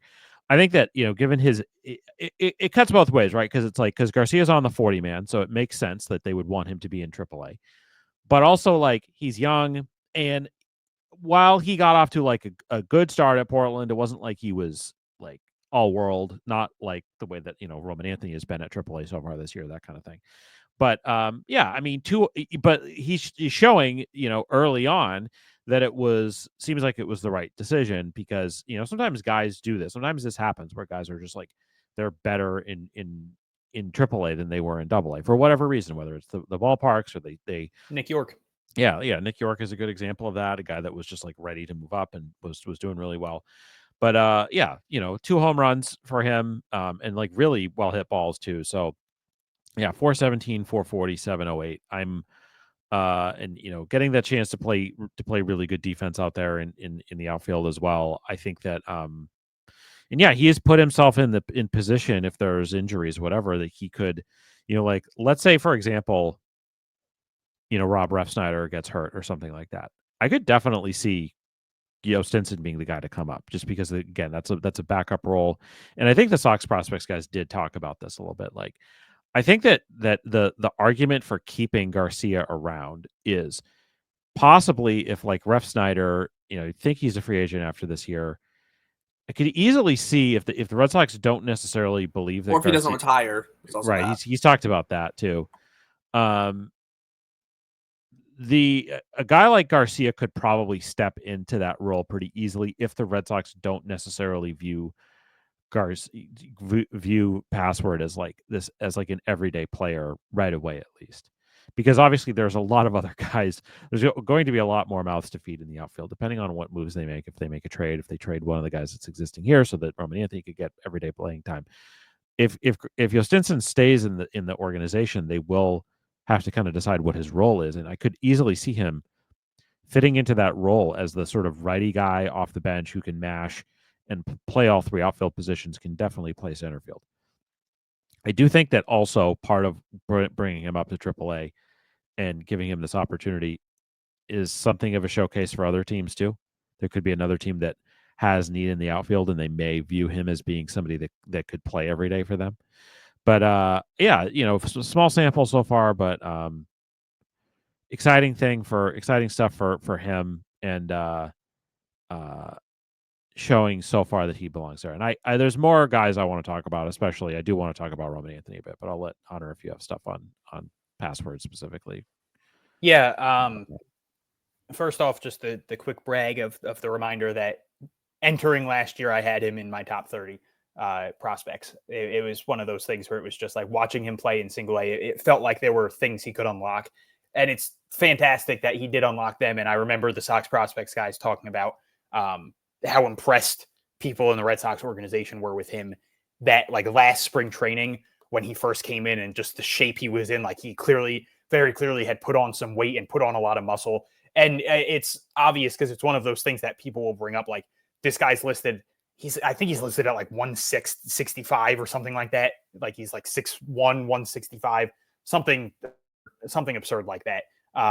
Where very clearly he has gained some weight and just hasn't gotten that boost. Yeah, he's 6 foot 163, and like looking at him, it's very clear he's not 163 anymore. Yeah, like you said, 10 for 24. The double, 2 homers. He's hitting the ball so hard. And it's something we talked about last week, is he felt like a guy who would go up to AAA and mash with the pitching being a little different. I mean, one of his home runs, I'm definitely not trying to take anything away from him. But like one of his home runs, it was like a 91 mile an hour fastball. You can't throw that to Jhostynxon Garcia. He's going to hit it 500 feet. With the pitching being, I don't want to say easier, but I think there's more, because there's more of like those crafty veterans who know how to pitch and aren't just gonna, get all hyped and try to challenge you with 4 fastballs or whatever. So it's more of like a dance when it gets to AAA. Like you're facing these guys who've been in the majors. They know how to pitch. They know that, but they also don't have as good of stuff as like those top prospects you're hitting against in AA. But with the pitching being not as difficult, in the sense of, again, just natural stuff, it really feels like Garcia could just terrorize AAA pitching for a while. And if he's there for long enough, if he's not someone that gets called up, I absolutely see him catapulting himself into a top 100 conversation. Like, I really think he's someone who, people, even last year, media publications were like, hey, who's this guy? He's got this awesome nickname, and he came out of nowhere, and he moved all the way up to AA, and he's crushing it. And yeah, like you said, the numbers weren't like spectacular in AA. There were a lot of things he was doing well, but like the power wasn't crazy. And it's not like he was hitting 400 or anything. Like he was hitting like 260 something. But it was very clear the Red Sox were seeing what they wanted to see, which again, like with Nick York, we were all shocked that he didn't start last year in AAA. And then he didn't put up that great of numbers in AA. But the Red Sox very clearly saw what they needed to see with whatever it was, whatever they needed him to work on, he worked on. And they threw him into AAA, and he crushed AAA pitching. It does feel like that's kind of what happened with Jhostynxon Garcia. Nobody was shocked to see him start in AA. He barely got time there last year. But they very clearly put him into AA, and 2 months into the season, we're like, we have seen everything we need to see. You're ready for AA, which kind of makes me wonder what they are waiting for with Blaze. It could be a case of there was just open spots in the outfield. Like Jake, you brought it up last week. People were like, oh, this clearly means Roman Anthony's getting called up. No, it was Roman Anthony and then really no one else in that outfield that was like a big name. Like Trace Thompson's a good veteran guy to have. But at this point, he's kind of redundant, because if they needed a long-term option, it's going to be Roman Anthony. If they need a short-term option, it could 100% be Jhostynxon Garcia. Like, he's on the 40-man. Obviously, they'd probably want him to get more time in AA at the moment, I'm sorry, in AAA at the moment. But he doesn't feel like he's that far off from being a legitimate option. And we are getting to that point where we're getting we're inching closer to the trade deadline. And that's always not our favorite time of the year. I personally am terrified of the trade deadline every year because I'm like, man, these guys who I've watched for X amount of years and who I've invested in and who I think can be very good major league players, and there's a chance they get traded. We saw a ton of it last year. The Red Sox sent a pretty hefty amount of prospects to different teams to get some pieces, most of which did not end up working out. But it was nice to see them try to put a winning team together. And that's like the weird trade-off of you want to see them make these moves to improve the major league team, but you don't want to see these young guys go who you believe in. And I'm very afraid of that with Jhostynxon Garcia this year, because I think if he hits in AAA for a month, he is going to be a very, very, very sought after prospect. If the Red Sox are in the hunt and want to trade for major league pieces, Jhostynxon Garcia very much feels like a guy who they could trade and get a good return for. He is someone who it's like, hey, we have a lot of outfielders. Like if they're not trading any of the major league guys, and you got Roman Anthony and whatever the hell's going on with Masayuki Yoshida, like at some point he'll be ready. Jhostynxon Garcia feels like the guy who could get them a legitimate bullpen arm, like not Luis Garcia, not Lucas Sims, but like a genuine like closer. Not that they need one. Chapman's been good. I don't like the guy, but he's been good. But like he could get them a legitimate bullpen arm, probably with some years of control. He could get them a good starter, not like a number 5, but like a genuine, like the best starter on a really bad team who it's like, this guy can be good. They'll probably end up getting more White Sox starters who are actually good because they seem to always get those guys. But like he feels like that guy who teams will gladly give up something big for him because he's been that good. He's very young. He's already in AAA. He has fantastic power potential. He's one of the better outfielders in the system. Like that to me, that's the most underrated part of his game. Like when we had Mikey Romero on here, he said he is the best outfielder he has ever played with. And like, yeah, okay, he hadn't played with someone like Cedar Rafaela, but like he played with Nelly Taylor. Nelly Taylor is a fantastic defender. He's played with he played with Roman Anthony. No, he hadn't played with Roman Anthony. Okay, he hadn't played with Roman Anthony, but like there are a lot of good outfielders in the Red Sox system, and that was the praise he got. And it's not like it's one of those things where it's like, oh, a teammate's being nice. Anyone that's watched him play, he made a great play this week. He made a great play, a diving play this week, and then the next half inning, he hit a home run. Like he is a very talented player. He's a very special player. If the Red Sox didn't have Roman Anthony, Jhostynxon Garcia would be the guy. And I said this to someone the other day when Jhostynxon Garcia hit his first AAA home run. I said, in a month, if Roman Anthony gets called up tomorrow, in a month, Red Sox fans will be doing the same thing with Jhostynxon Garcia. They will be saying they need to make a move because Jhostynxon Garcia needs to be in this outfield. I genuinely believe he's that talented. Like he's done everything. He's not slow. He's athletic enough. He'll steal some bases. He's going to hit the ball. He's going to hit the ball hard. He's going to get extra bases. He's going to play great defense. He is, it's such a weird situation where the Red Sox have the best prospect in all of baseball, someone who some scouts have literally said he's the best prospect they've ever watched. And then they also have 800 outfielders in the majors, and all of them are great in their own way. Like Wilyer Abreu's having this breakout offensive year, and he was a Gold Glover last year. Cedar Rafael is the best defensive outfielder in the world. Jarren Duran has gotten hot again and is looking really good at the plate, and is also one of the fastest players in baseball. Rob Refschneider's hitting 314, and he's just this really good left-handed pitching lefty killer. Then you even have guys like Masayuki Yoshida, who is a very good major league hitter. And obviously he's dealing with the injuries and he's probably not close to playing at the moment. But he's in this situation where there's just so many people ahead of him, including the best prospect in the world, where he doesn't get talked about enough. And like, yeah, fans get excited whenever someone posts a video or posts his stats, or when he got promoted to AAA, people were excited. But like, if he was on a different team, I think even the media hype around him would be so different. I think he would easily be a top 100 guy. I think he would, whatever fan base would be saying, like, why the hell isn't this guy on our major league team already? Like, it's just not the ideal situation or maybe you could call it the ideal situation, because fans aren't going to push for him as much. And it means he gets more time to develop. But like, this is not the team to have more outfielders, because you're just not going to get talked about as much. But Jhostynxon Garcia, I think, is a special talent. It's crazy to think about the fact that this time last year, Johanfran Garcia was easily considered the better prospect, and people were more excited about him. He was the younger brother. He's a catcher. He hits, blah, blah, blah. And don't get me wrong, Johanfran Garcia is still very good. He's been phenomenal in the FCL, and I can't wait to see him back in affiliated ball. But the Red Sox it's incredible what they've done with prospects the last few years. Like, they just keep churning out these guys who are just come out of nowhere and fly through the ranks. Like, obviously, Roman Anthony, Christian Campbell, Jhostynxon Garcia.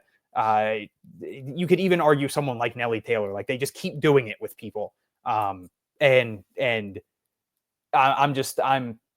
like you said, I see a world where he gets promoted before Roman Anthony, pending on the situation.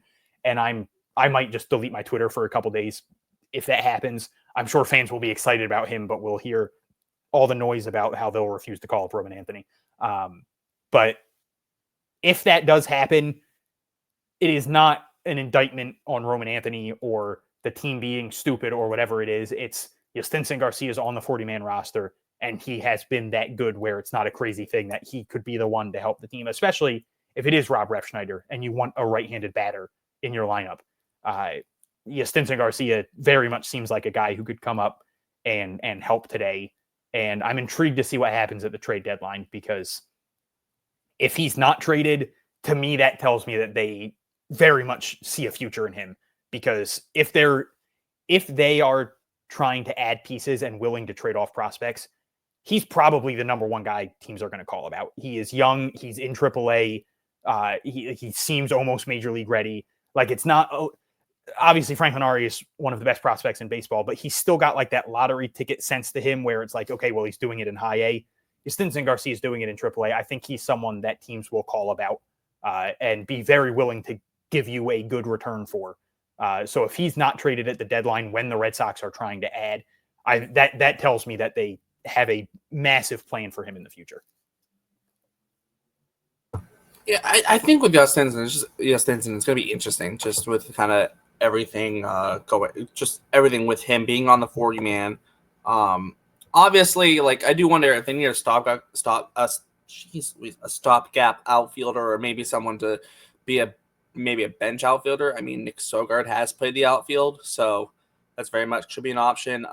Maybe they like the versatility of Nate Eaton, just for the fact that he can play third base and the outfield, and probably can play second base in a pinch as well. I know he hasn't played there this year, but he played there last year, I think, a little bit. And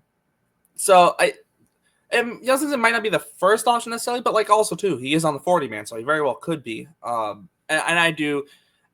will say the trade deadline, it's gonna suck if the Red Sox are buyers. It's gonna be great, but it's also gonna suck at the same time, because we're gonna be sitting here like, oh, don't trade him away, don't trade this guy away, don't trade that guy away, don't trade Alan Castro, no, don't trade Alan Castro, don't trade Yordani Monegro. Stop it, Greg. Stop it. I veto the trade myself. I just ask if they're buyers at the deadline to buy. Don't get me wrong. Last year, yes. I thought, like, I won't lie, I thought Luis Guerrero and Lucas Sims were very good additions. I was like, that this makes them apply. Luis Garcia. I literally came on this podcast. What did I say? You said Guerrero. Luis Guerrero. They already had him. Yes, Luis Garcia. I literally came on this podcast. It might have been better just calling up Luis Guerrero at that point. Yeah, I came on this podcast and said they are a playoff team now. I genuinely thought, like, those bullpen additions. I did not like the Danny Jansen trade. I said it at the time. I stand by it. I didn't think he was good. I didn't understand that. I wasn't a Reese McGuire fan, but I felt like that was the most minimal upgrade, and to give away a bunch of prospects. That made no sense to me. But I was all in on the other two. I was like, man, it sucks that you got rid of, Matthew Lugo and Ryan Zefferjon. And Ryan Zefferjon would have been a much better bullpen option than either of the two relievers they got. So all I ask is, if you're going to give away prospects this year, do it for like no doubter. Like, yeah, this guy's good. Because there were people that were like, what are we doing? Luis Garcia is not good.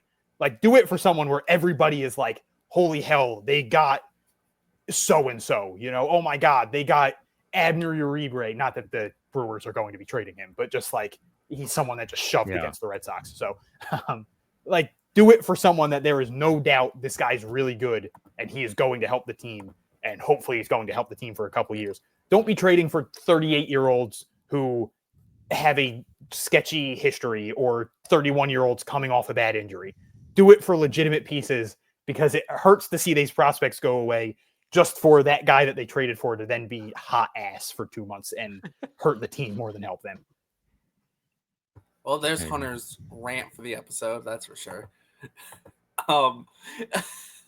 Well, like last year, I'm too, angry. I feel like I always happy birthday, Hunter. Yeah, happy birthday, Hunter. Yeah, birthday, and you're angry. I will say though, at least I don't know. I'm trying. I'm thinking the guys that gave up in the for Luis Garcia in terms of like Cavadas and even Matthew Lugo, like straight up just blocked. Like, we're never getting to the big we're never getting to the big leagues with the Red Sox. As much as I love Matthew Lugo, like, wasn't gonna happen, right? Cavadas, they just no chance, right? They brought in Dom Smith and Garrett Cooper and just said, nah, we're not interested. Zefferjon, yeah, it would have been nice to keep him, but I can see what they were doing, and you gave two of them, like I said, were just completely blocked. I mean, the guys they gave up in terms of like, hey, shout out Ovis Portes. They gave up Portes, Jefferson Vargas, and Gilberto Batista, three young low minors pitchers, and hasn't been great for really any of them. I mean, maybe Gilberto Batista's got a 3.54 ERA this year in low A, but Vargas has a 4.73 and Ovis Portes has a 5.19. So, like, I mean, though, you're giving up lottery tickets with those, giving up for those guys, right? So it's a little bit. I still hate that they traded Ovis Portes, but I can't totally fault them. Like, I can't totally fault them. But yeah, we don't like the trade deadline. Back to the AAA team. Getting away from trade deadline talk. Because this guy's definitely not getting traded, probably ever. Roman Anthony, 6 for 19, 2 homers this week. I know we've already kind of talked about him, but 4 RBIs. He had 7 walks this week and just 6 strikeouts. Just continue to be Roman. What else is there to be said? He's Roman Anthony. Continue to do what he does. I don't know if there's really anything else to say that we haven't said about him. Yeah, I mean, I was gonna bring up like the question of like how we get him on the big league roster, but like I'm sick of talking about the Red Sox big league roster. I mean, look, Roman's amazing. Like 116 mile an hour exit velocity on the home run that he hit. I think like the one thing that they've been talking about, like what he needs to do a little bit better is like, he needs to like pull the ball in the air a little bit more, and he pulled the ball in the air for to the tune of 116 miles an hour. Like, I think he's doing okay in that regard. So, 7 walks to 6 strikeouts this week. Like, I think there was that concern of like, it was funny. There was like a whole article in the Globe by Alex Spear about the cold streak that Roman Anthony had after he fouled the ball off his foot, where he was still like a 300 at batting average and a 400 OBP, but he just like wasn't getting extra base hits. So like that's his cold streak. The guy's crazy, and I don't, the big league discussion. I'm tired. Yeah, of it, it's so. like you of course, said. if they're not gonna bring him up to the big leagues, can they loan him to like a team in Japan so he gets more experience against better competition? Because AAA is obviously too easy for him. I mean, I suppose. I don't know. Can we get like a soccer loan type deal going on here? Like, yeah, the Red Sox. I don't want Red Sox can get. I don't want anything to happen to him. No, but we get to bring back someone too, though. We get like. Why can't I think of the? Get like bring Anderson Espinosa back. Who's the first baseman? It's not a good trade. From the WBC. No, only for the season. The first baseman? Do you mean the third baseman? From Japan? Yeah.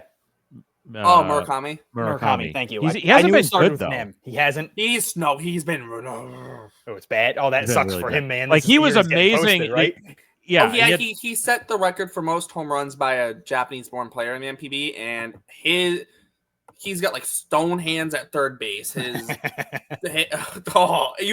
Rafi's bad at third base? Yeah. He was like, and he's supposed to come over like after this year, right? Yeah, or after next year. But like he's amazing in the WBC and stuff like that. But yeah, he's just like he's dropped off. He played one. He's still young too. Last year so in 2022 he hit 318. In 2023 he dropped to 256. Oof. And then in 2024 he hit 244. This year he's only played in one game. And he went 1 for 4 with a single, and he's played 5 games on the farm. So soon got injured, but there was like in spring training, he was like miserable. Interesting. So, hey, if the Yankees want to go sign him, go ahead. Yeah, go ahead. Yeah, they can. He can go play third base for you and be god awful defensively. You know. But like Jake said with Roman Anthony, like it's ridiculous that that's what people consider a cold streak with him. Like that's just how special he's been. And I agree, it's gotten really frustrating with the major league discussion. Like it's I don't know if it's going to help or hurt that Marcelo Meyer was called up. Like he got called up because there was an injury. I don't know if that's maybe going to at least make people calm down a little bit, or if it's going to ramp it up where it's like, oh, well, Marcelo Meyer's up here. And I get the frustration. The team's under 500 right now. The offense has underperformed outside of like the overall numbers are good, but like that's because they've had games like the other day where they scored 19 runs and they had that massive game against the Cardinals. And they've had a couple games this year where, you know, there's been multiple times in series where they'll score like 9 runs in one game and then 0 or like 1-1 in the next 2, I guess, because they've yet to be shut out. They haven't been shut out. Yeah. Oh, yippee. Yeah. But like it's been a very inconsistent offense that's really riding off a couple massive games to make the numbers look better than they should be. But like there's not a genuine spot for him right now. And I know Cedar Rafaela struggled, and at one point Jaron Duran was playing terrible, and now Wilyer Abreu's not hitting that well at the moment. And there's a very realistic possibility that Roman Anthony could come up and genuinely help the team and help sturdy the rotation or the lineup, and getting him, Christian Campbell, and Marcelo Meyer in the lineup would at least like excite fans, even if they don't do all that well and stuff. But it's this weird situation where you don't want to make the top 3 prospects in your system have to be the saviors of your team. No. And like, I feel like that's what they would be doing if they just called him up out of nowhere. And I know it's not out of nowhere. He's putting up ridiculous numbers. But you would be getting rid of someone who's been a positive for the team this year. Like the 4 outfielders on the roster have been positives. I know Cedar Rafaela's batting numbers aren't great. Again, he's been the best defensive outfielder in the world. I know that that's going to piss people off, and they're like, who cares? He's hitting 224. If the rest of the lineup was hitting how it should be, no one would care that Cedar Rafaela was hitting 224. He is your 9-hole hitter. This is kind of what people expected. Yeah, these are comp to Jackie Bradley Jr. in 2018. Like, yeah, where, the bat doesn't really matter as long as you play defense. They maybe hope for him to hit a little bit better than this, but he's a streaky hitter. He was just hitting like 260 2 weeks ago. He's going to be hitting 260 again in 2 weeks, and then he's going to drop down, and then he's going to drop up, and then like if everyone else was hitting how they should be, no one would care. They'd be like, oh, he's your 9-hole hitter, and it's just cool that he gets, whenever he gets on, he'll steal a base and he'll get the electric triple and he'll rob 7 hits a week. And like, that's what he's there to do. And then you've got Wilyer Abreu hitting 270 with a ton of homers and playing solid defense. He struggled a little bit this year, and you've got Jaron Duran back to being a really good leadoff hitter, and he's hitting 280 something, and he's looking better in left field. And you've got Rob Refschneider being one of the best hitters in baseball against left-handed pitching. Like, you would be getting rid of one of them, and that is a negative for your team to do. So like it's a weird situation where you'd potentially be helping your team, but also hurting them at the same time. And then you're putting Roman Anthony in the situation where it's like, well, you're 20, you just turned 21 a couple days ago, and you better play better than the guy that you just took over for, who was a positive for the team. Like, it's it's a tough situation. I get it. The team's been not good. The offense has been bad, but like it is what it is. I don't know what else to say. It is what it is. If the team was playing a little bit better, no one would probably care. If the team was playing a lot worse, it would make more sense to me to call him up. If the team was, 19-32, it would make a little bit more sense to be like, all right, well, see you later, Rob Refschneider. Thanks for everything. But like this team still has a possibility to do things. It makes no sense to do that. It is what it is. And you're going to have to deal with Roman Anthony potentially in the minors for a couple more weeks at the very least, barring a devastating injury to someone. Outside of him, the only other hitter I really have anything on, Tyler McDonough, missed a month of baseball, returned this week and went 6 for 16 with a pair of doubles and a steal. He's slashing 348, 412, 478, 3 doubles, a homer. He's driven in 4, scored 4, stolen 2 bases in 14 games. He can play all 3 outfield spots, second, third, and short. Feels like a guy who could be useful in the majors at some point this year if needed. They probably won't need him just because they have a couple guys who can kind of already do that. Like we see Nick Sogard up, we see Abram Toro up. And like even Christian Campbell, they've been moving around more than they should. And then, hopefully Alex Bregman comes back at some point. Hopefully it's a little bit less than 2 months, but who knows that like Jake said earlier, the last time he had this injury, it was 2 months. But he is someone who, if they need it, he's a switch hitter. He's put up really good numbers this year. He's looked fantastic in all of his chances in AAA so far. He spent a little bit of time last year there too. He's still only 26 years old. Like it's not like he's some decrepit minor league guy who's never made it to the majors. It's another intriguing guy in AAA who is not Roman Anthony. So if that day comes where an infielder gets hurt and it ends up being McDonough called up, there will be another firestorm. But he has been, outside of Roman Anthony, he has been their best offensive player. Well, I guess Marcelo Meyer too, but he has been their best offensive player when he's been on the field. And it's good to see him back. I think he's going to get, especially with Meyer now in the majors.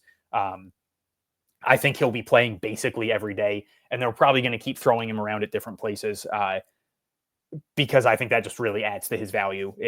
I know I just said it's frustrating to see them do that with Christian Campbell, but that's a different story where you think this guy is a centerpiece of your franchise, whereas this is why McDonough is so valuable, is he is a switch hitter who you can basically put at any position. And yeah, he's absolutely someone I could see getting a promotion at some point this year. And then just a little note on Vaughn Grisham. He had a walk-off hit earlier this week and then looked much better at the plate the rest of the week following that. So hopefully that's something that kind of gets him going again. He's been in a prolonged slump since that one absurd week that he had. So hopefully that walk-off hit is something that kind of catapults him into picking it back up at the plate, because that would be big for Worcester and big for the Red Sox. He's an option at multiple positions, and he could be a trade piece at the deadline if they need to. Yeah, I'll also just add Ryan Noda. Came in, played 2 games for the Sox, had I think 3 singles it was. So I guess a nice little start to life for him with the Blue Sox. Obviously, he's more he's going to be big league depth, but I think it is important to mention him just for the sake of that. Like, this is a guy who debuted in 2023 with the Astros, put up, a 118 OPS plus in, 128 games. He did strike out 170 times, right? But he had 77 walks, had a 364 on base. Like, is that perfect for your, is that perfectly what you want out of your first baseman? Being like, no, it's not like the best situation in the world, but like, I'm not saying Ryan Noda's going to do that either. But like, he's done that before. Maybe he can, maybe not do that again, but at least, provide value if the Red Sox need to call him up, right? So, we'll see what ends up looking like. But he did struggle last year in the big leagues there, so it's very much going to be a question mark with him this year in AAA with Salt Lake. He was hitting 148. He did have a 364 on base, but only a 270 slugger, so he wasn't getting hits. But he drew 31 walks in 38 games. But the caveat is she struck out 53 times, so that's not ideal. He also did draw a walk in his 2 games with us this week. So reached base 4 times. Can't complain too much about that. So we'll see what he does. On to the pitching side of things in Worcester. Not a ton of stuff, but Tyler Uberstein had a nice start. He went 5 innings, giving up 5 hits, but no runs, no walks, 7 strikeouts. Did hit a guy. And then Brian Van Bell had a somewhat similar line over the week in terms of he only hit one guy who didn't walk anyone. He had 7 strikeouts over 9 innings of work. He pitched in 2 games. One of them was a start, 9 innings, 5 hits, and then just the 1 run, which was given up on a solo homer. Both of those guys are, obviously they're not, your picks to be big league depth necessarily in terms of Chris Wells there, Robert Stock's there. But they just continue to put up good starts. I think they can very much play themselves into the conversation, considering how many injuries the Red Sox have had on the pitching side of things. It's absurd. And even now with Drohan being injured and Winkowski being injured, both of those guys are going to get a lot more opportunities in the coming weeks to start and continue to put in good performances. So good week for both of them. I don't really have anything else that I want to cover on the pitching side. So I'll hand it off to you. I would just say, like, yeah, Van Bell is somebody that I could absolutely see getting an opportunity in the big leagues here sooner rather than later. Just like a guy that's going back to that 2020 year. He wasn't drafted, but he was, he was a minor league free agent or an undrafted free agent out of Miami, and 2.92 ERA so far this year with Worcester. He really struggled as a starter last year, and then they moved him into the bullpen, and he's been really solid in that role. He has made 6 starts in Worcester so far this year. His 4 appearances out of the bullpen. 31 strikeouts, 6 walks, 37 innings pitched. I think he could hold his own there. The Red Sox do, I'm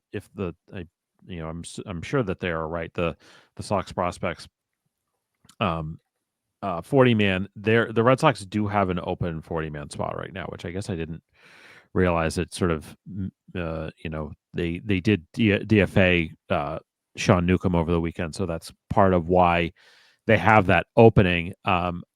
And I think that if you're looking for like somebody that could give them length at least, I think he would be that guy. So, and you mentioned Uberstein. Yeah, and like Nick Birdie has kind of shuffled back and forth between the big leagues and the majors. He's back down because he's somebody that has options. He's also on the 40-man. Obviously, there's a time period to when he could actually come back, but I'm sure that he will factor in the big league mix as well. But he, I just wrote down his name, but I didn't write down his numbers, so I don't know off the top of my head what they were. But nothing. Nick Birdie. Not a huge. He had 2 games, 2 innings, only gave it 1 hit, no runs, no walks, 1 strikeout. So he did well. That's why I wrote him down. So, but I didn't have the numbers. So anyway, Brian Van Bell would be good to see him in the big leagues. Yeah, the Red Sox, I don't think have anyone else that they could throw on the 60-man, like just off, barring an injury. They would have to. I mean, I don't think they're going to do it with Bregman until they absolutely have to. And hopefully, fingers crossed. Who knows? Maybe he's back before that 2 months that you're talking about, but he would be a candidate for that if it looks like that's what's going to happen. And before you keep going, I will mention that like the Red Sox are going to have to think about how they're going to get some guys off of the 60. That's what I was going to bring up. Yeah, so talk about that. Also, too, if you're calling up Roman Anthony, that's another 40-man spot. Yeah. Like, I don't know the extent of like Josh Winkowski's injury. I don't think it's that serious. Like, he tried to throw another pitch before he left the field. But there's guys like Chris Murphy. There was talks of him getting closer to a return. We already mentioned Cutter Crawford is throwing in Florida. Zach Penrod was in the FCL this week. Who was the other guy? There's another pitcher. Masataka Yoshida, whatever. Thank you, Patrick Sandoval. Like, he's going to return at some point. Yoshida at some point, hopefully, whatever. Like, there are a lot of guys. So there are going to be a lot of moves that they're going to have to make, barring these guys actually returning.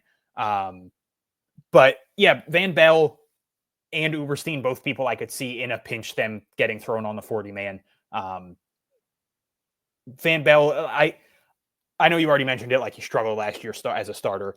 I love the fact that they gave him another chance, like he's done both this year, and that he's capitalized on it. He's been fantastic. It's really good to see because it really seemed like last year it was like, all right, well, now he's a reliever. And they kind of told, basically they said, let's see if you can still figure it out as a starter. And he's done very well. Like, I mean, he threw 7 innings in his start this week. That's phenomenal.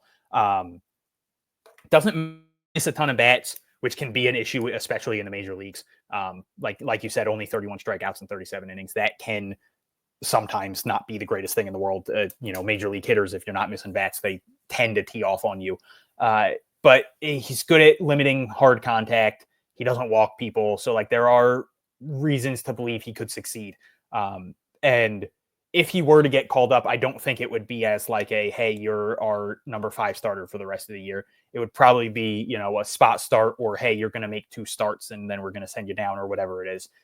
So, I mean, there's a very good chance he gets a shot at some point and capitalizes on it. And that would be awesome to see as someone. I mean, he went undrafted. It was in the 2020 year. So it's one of those things where he probably would have been drafted. But yeah, he's been fantastic this year.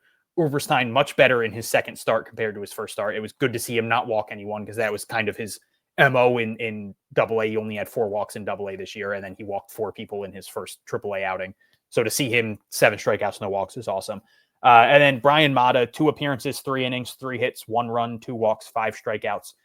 Overall numbers aren't great. I thought this was a very positive week for him, though. He throws 99, like he hits 99 on the fastball. He can get to 100. Or I should say he's gotten to 100 in the past.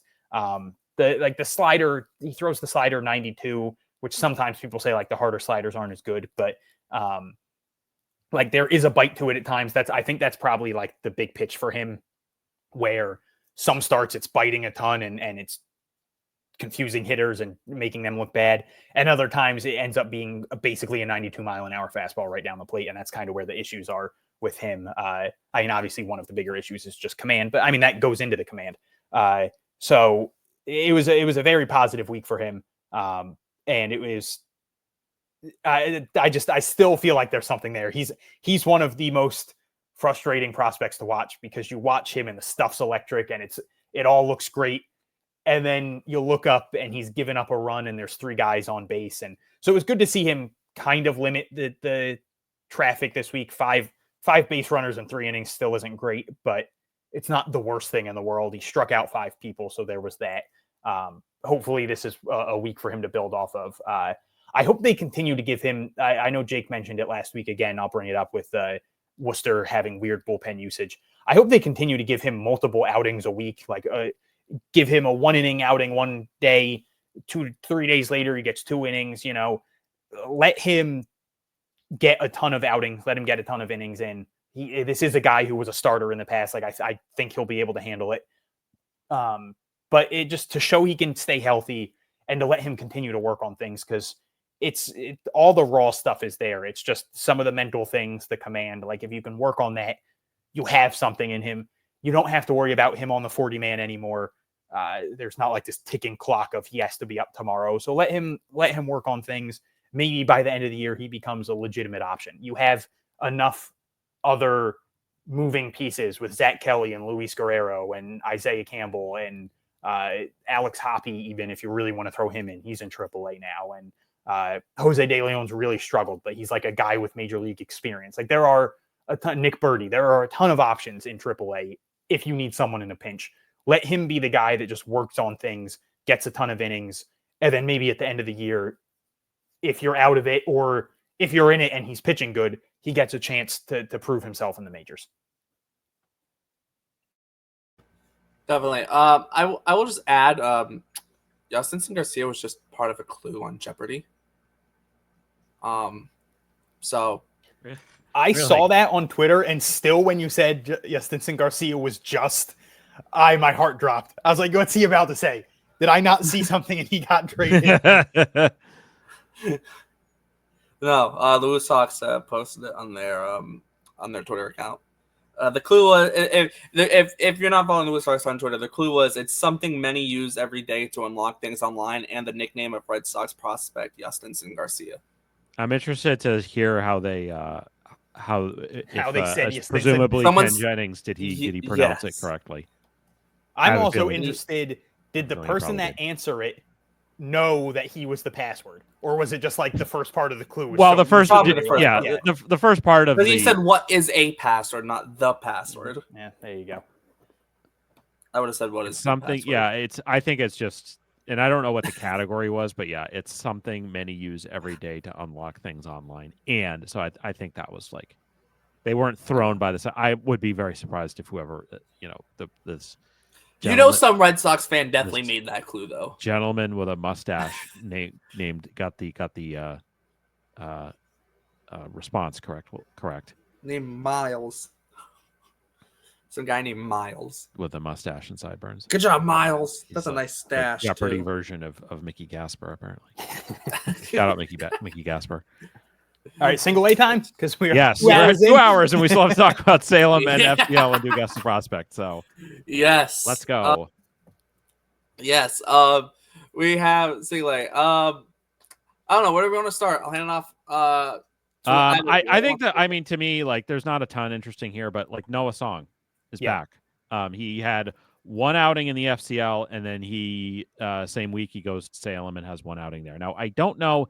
Is he technically still on rehab? Yes. Probably, right? So. Because where did Noah Song end up? Like, where was AAA. He was at AAA last year. Yeah. Okay. I don't know if that's where he ended, though. Actually, because he pitched there in Philly because they were trying to get him to the majors. Because they're idiots. Yeah.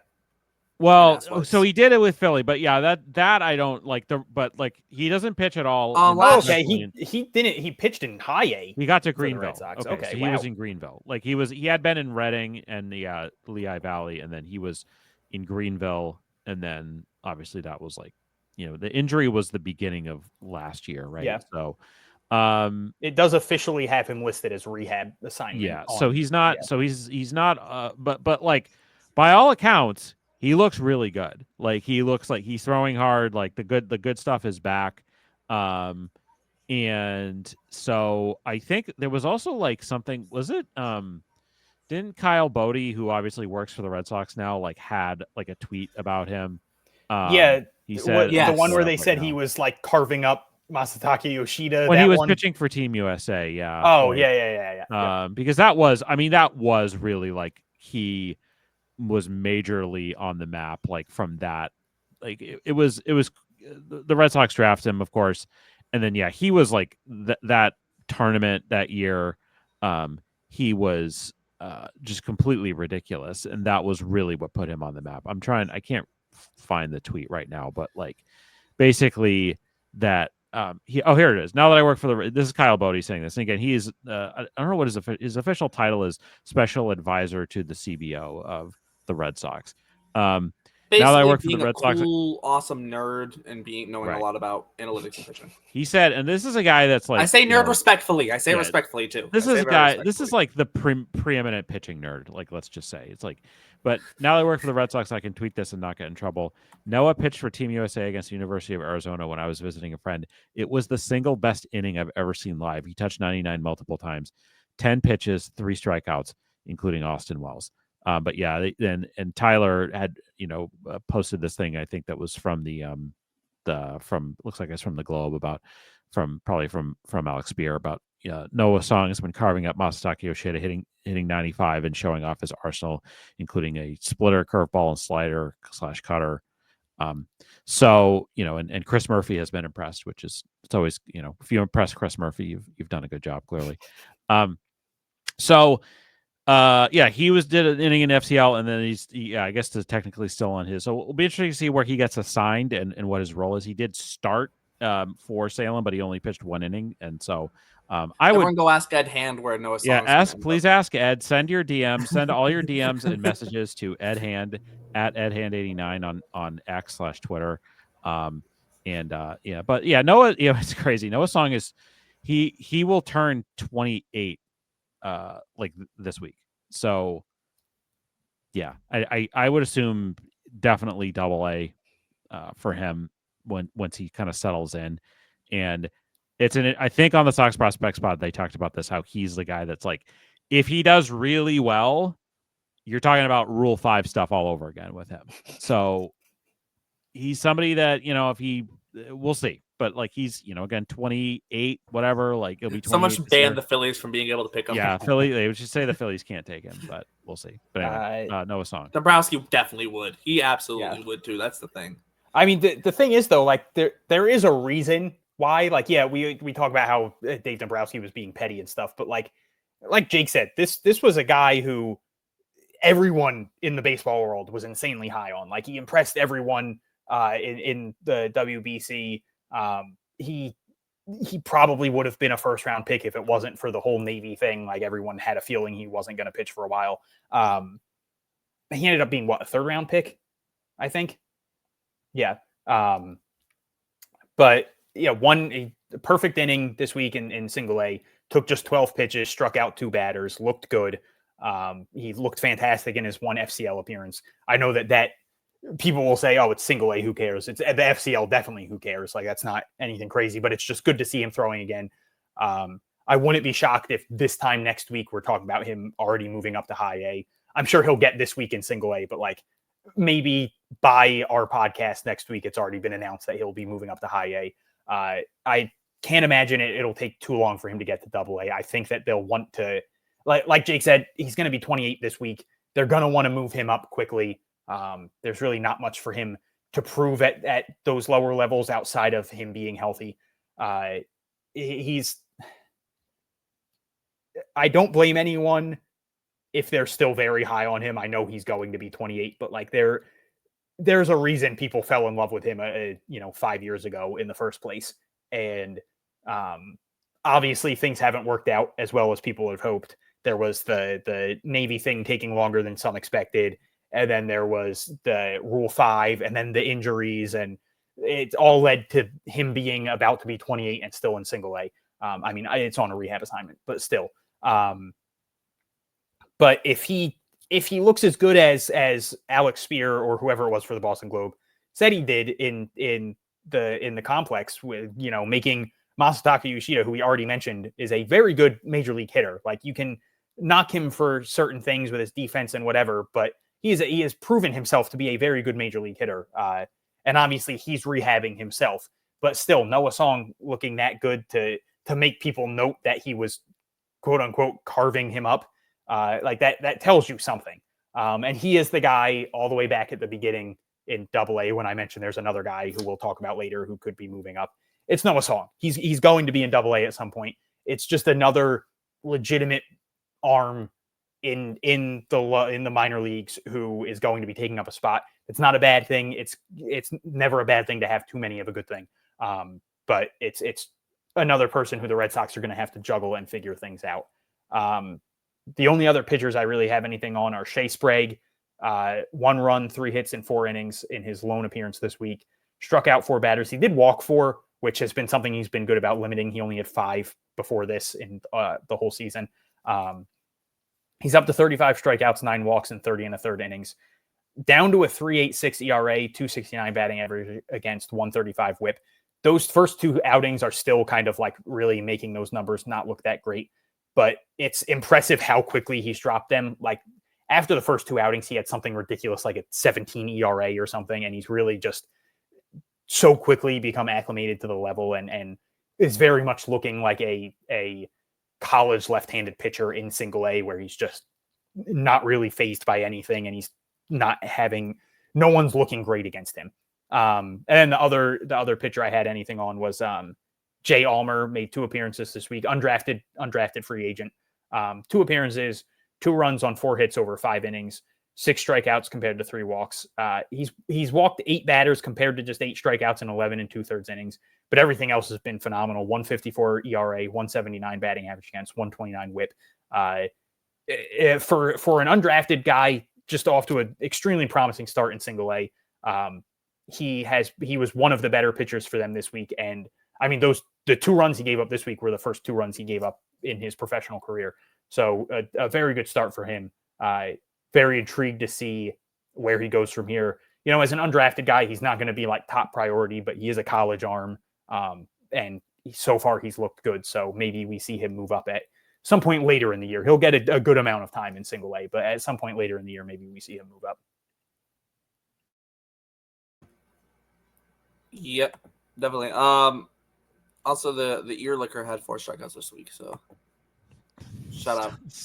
Please stop calling him that. Please, for the love of God. It's not. I don't think it's funny. You're laughing. I'm laughing at how not funny it is. How weird it is. That's the point. That's the point. Anyway, I'll just on the offensive side, just to keep things moving along here. Home runs this week by Yolan Cespedes, Andrew Musette, Nathaniel Uton, and 2 from Frederick Jimenez. I will let Hunter I want to hear Hunter talk about Frederick Jimenez because he's not really been on the radar, and I can't say that I've seen of what I've seen of Salem this year. I've seen a lot of him. So, and I guess we can maybe save the more of the Garcia stuff, the Johanfran stuff well, we'll talk about him a little bit in the FCL minute. Yeah. Or FCL, definitely not a minute. Yeah. Also, I'll just state Frederick Jimenez. He's from Sabana Grande de Boya, Dominican Republic. I feel like that sounds that's kind of fun to say. Fun to say. Yep. Yeah. So the big thing with Frederick Jimenez for me that I've noticed is he hasn't caught this year. Like he's listed as a catcher. I guess technically he didn't really catch all that much in the FCL or the DSL either, but he's still listed as a catcher. He's been first base and a little bit of outfield this year. I feel like he's played better than his stats. He's hitting 169, 262 on base, 258 slugging. He's got the 3 home runs, 14 RBIs, but I feel like he's had a couple of like big hits this year, a couple signature moments. And it probably has more to do with the fact that Salem has just been bad offensively. Like Franklin Arias was special, and then Fraley Encarnacion has been fantastic. He had a good week this week. 8 for 19 with 2 doubles. He's got a 291 batting average. He leads the league in doubles and homers. He's like second in RBIs, second in runs. But it's kind of been like a Fraley Encarnacion show, and then someone else every week kind of plugging in and picking up the slack a little bit. Justin Gonzalez has been good since getting there. But Frederick Jimenez has consistently been like the lower bottom of the order guy who gets a big hit. Kelvin Diaz has done it a couple times. Yosander Asensio has done it a few times. That really twisted me up for some reason. But Jimenez feels like one of those guys who I've mentioned it earlier, like people watching the box score and not watching the game. You look at the box score and it's like, what are you getting out of this guy? And he's looked a lot better than the numbers. I don't know what the plan is with him defensively. Again, listed as a catcher, hasn't played there this year. So I'm assuming catcher's out. I'm assuming he's not there anymore. He's 6'3". That might have something to do with it. Maybe they just felt like he was too big. 20 years old, he could still grow. You probably don't want like a 6'5" guy behind the plate. That just sounds terrible for his knees. But they do need first base prospects. They don't really need outfield prospects at the moment, but I think he's someone who will figure it out as the season goes along. I think those numbers will kind of correct themselves because, again, I don't think he's been nearly as bad as the stats say. He struck out a lot at the moment, 45 times and 124 at-bats compared to just 12 walks. But that's kind of just a learning curve thing of you're going to see that a lot in the minor leagues. Fraley Encarnacion, who I just mentioned is having a phenomenal year, is very much in the same boat. He's striking out a ton and walking even less than Jimenez. And Encarnacion is also a good case of didn't put up the best stats last year. Antonio Anderson didn't put up the best stats last year. A lot of these guys struggle when they get to affiliate ball, especially at a young age. And then they figure it out as the year goes on, or even like the next season, they figure it out. Jimenez, I would say the stock has probably dropped just because the numbers aren't great in single A at the moment. it's not like he was ever like this, oh my God, he's a top 8 prospect in the system or anything. But there was some intrigue in him coming into this year. And he's got like an athletic look when he's on the field, which I think is a very underrated part of first baseman. I feel like first base is often considered like the easiest, quote unquote, the easiest position on the field. And you don't have, like, it's the position where you can be the least athletic. And that doesn't mean it's not good to have an athlete at the position, though. You still need to have good reflexes. You still need to, be quick to the bag and be able to make a diving play and all these other things. And I think he's got all of that going for him. I think he's been fine defensively. There's been some hiccups. You're going to see that with anyone at the single A level. But he looks fine at first base. I feel like he's given them some really decent at-bats. And yeah, I just, the numbers haven't been great. It was good to see him do something this week. And I think that very well could be something that I don't think we're going to be talking about him at the end of the year as a guy who hit 280 in single A and, oh my God, he went on that insane run. But I think he'll pick it up and the numbers will be decently better. And they'll have someone who, I wouldn't be shocked if he started next year in single A either, but they'll have someone who will be like almost high A ready at the start of the year, who it'll be one of those like, oh, if he can prove himself in that first month, he's going to be in Greenville and maybe things get better from there. But even just, I mean, it's a stupid thing, but I love switch hitters. I love having a guy who can, it gets you that slight advantage. And then you can see things like we saw from Abram Liendo this year, where, hey, hitting from the left side wasn't working. He switched to right-handed only, and it's done wonders for him. He's hitting like 275 in Double A, and it's completely revitalized his career as a prospect. So maybe that's something down the line with him, where, oh, he's not hitting well from the right side or from the left side. It's making him a full-time right-handed hitter or something. So there's been positives despite the negative numbers, and it was good to see him have some of those positives this week.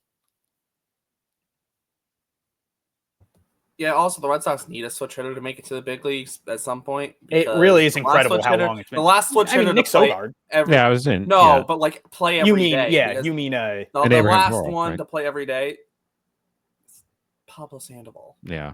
That can't be the last switch hitter. I will say that like early, like 2018 season, like Sandy Leon was kind of the everyday catcher. Like people kind of forget this, and then as the season went on, playing 100 games or more.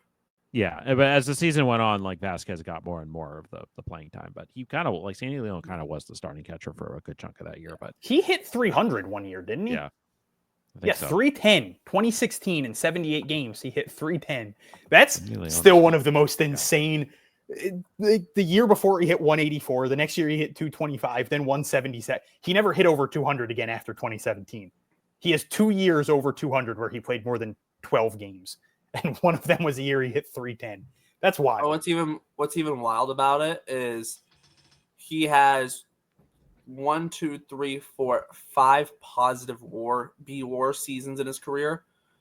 3 of them he played 20 games or less. The other 2 were 2016 and 2017 with a 2.8 and then a 0.6. King. He's in AAA this year for the Twins, I think. The Twins. Yeah. They played the Red Sox the other day. But yeah, the only other people I really had anything on, Justin Gonzalez, 5 for 18 at double, 7 walks this week. He's got 11 walks already. The numbers haven't been phenomenal. 246. He does have a 394 on base.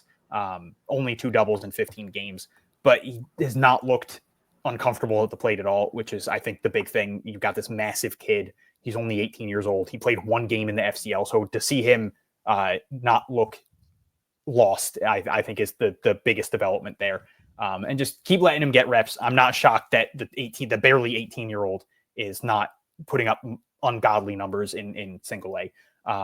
Nathaniel Uten desperately needed his last 3 games. He went 5 for 11 in them with a homer, 6 RBIs, 3 steals. His last game, I believe he went 0 for 3, but he did drive in 2 runs and steal a base. He's up to 208. It's obviously that's not great, especially with someone who spent all last year at the level and played much better than he's hitting right now.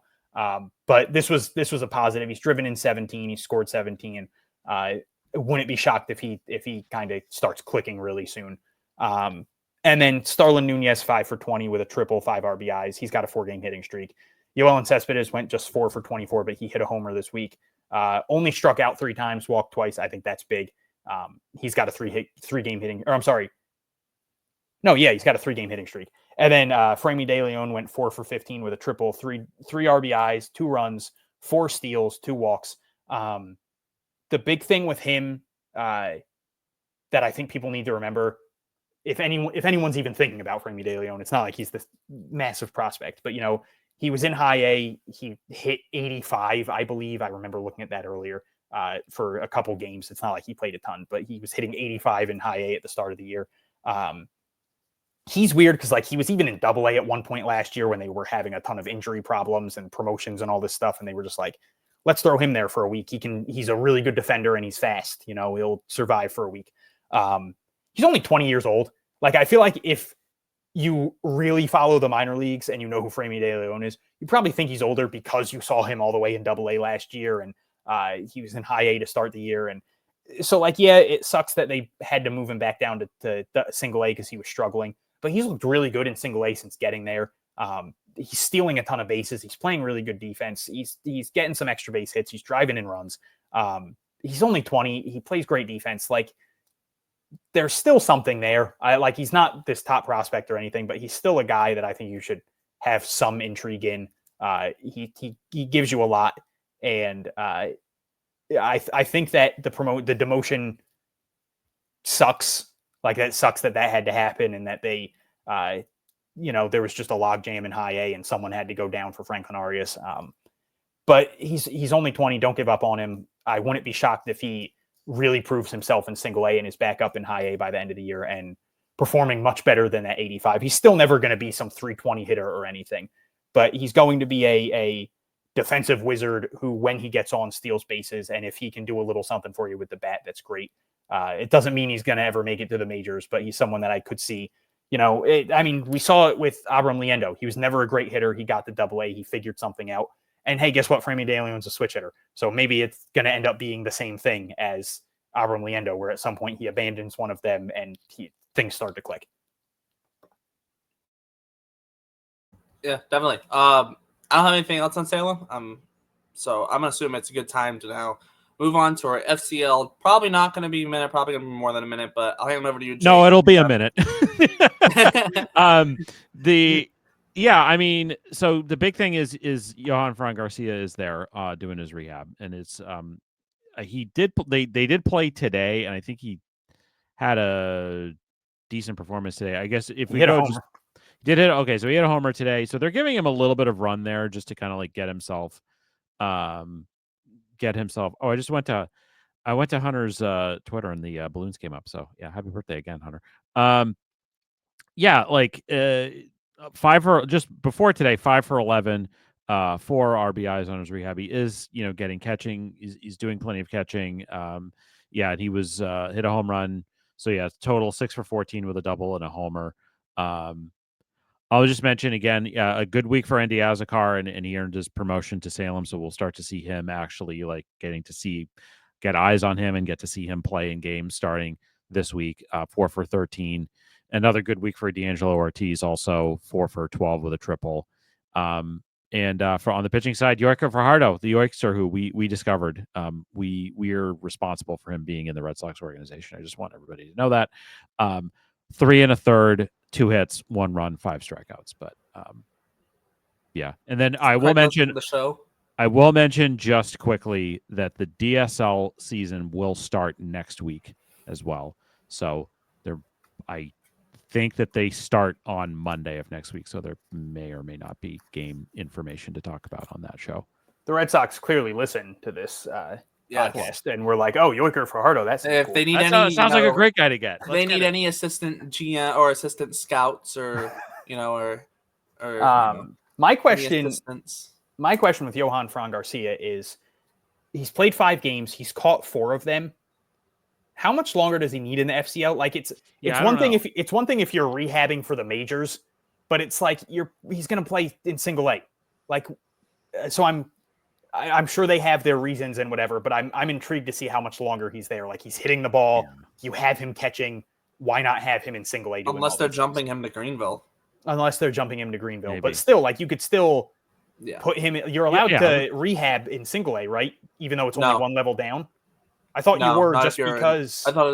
I thought you had to be 2 levels down. Yeah, but I thought because it was I thought because it was high A and the only level under that is single A. I mean, there's the FCL and stuff, but they're not all season. I mean, long. you can just send them to. They could just send them to Salem. Anyway, or you could, right? you could also just send him to Salem and then send him up. It wouldn't technically be a rehab assignment, but yes, it would be, especially because he's never played in high A, so it's not like it would be some crazy thing. But yeah, I'm intrigued at how long he needs to be there, because he's caught 4 of 5 games he's played in, and he's hitting very well. So. That's more just me being impatient and wanting to see him back on a field that I get to watch. But still, that's my main question of the day is what are we doing with Johanfran, because I want to see him play.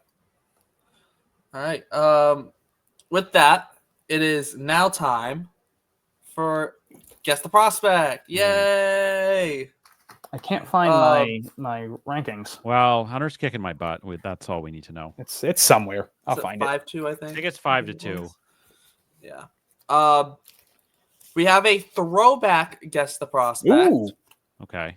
This is someone who at one point was in the Red Sox system. So anytime in the Sox prospects rankings history, so from 2003 onwards. And yeah, so that's pretty much the gist of it. So we've done it before. We're going to do this right here. We're going to dive straight into it. This prospect, or this former prospect, is currently active in the Kansas City Royals organization. Ryan Fitzgerald. No, that's not even true. Isn't he with the Twins? He's with the Twins. Yes, he's with the Twins now. Good guess, though. Good guess. It wasn't. I guess it wasn't.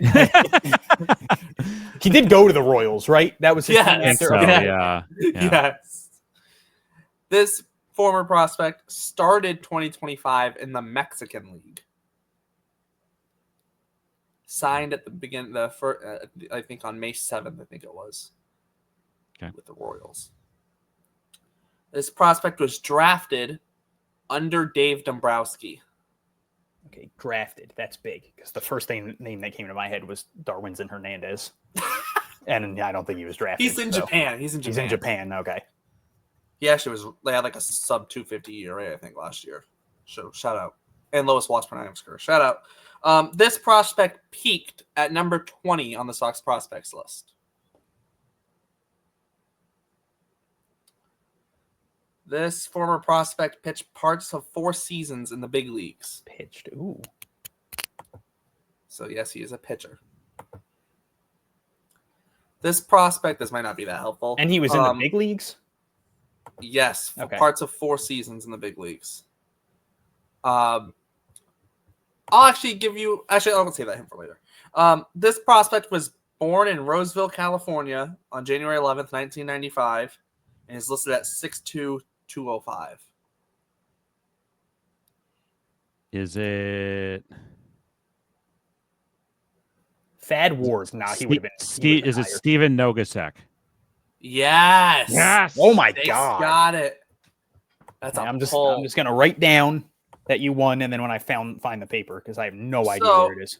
The rest of the hints, I was gonna be debating whether or not I wanted to give the hint of all his big league appearances being with the Mets. But I don't think I ever would have gotten that. I'm not gonna lie to you. The other hints were he went to college at Oregon, pitched in Lowell, Greenville, and Salem in the Red Sox organization.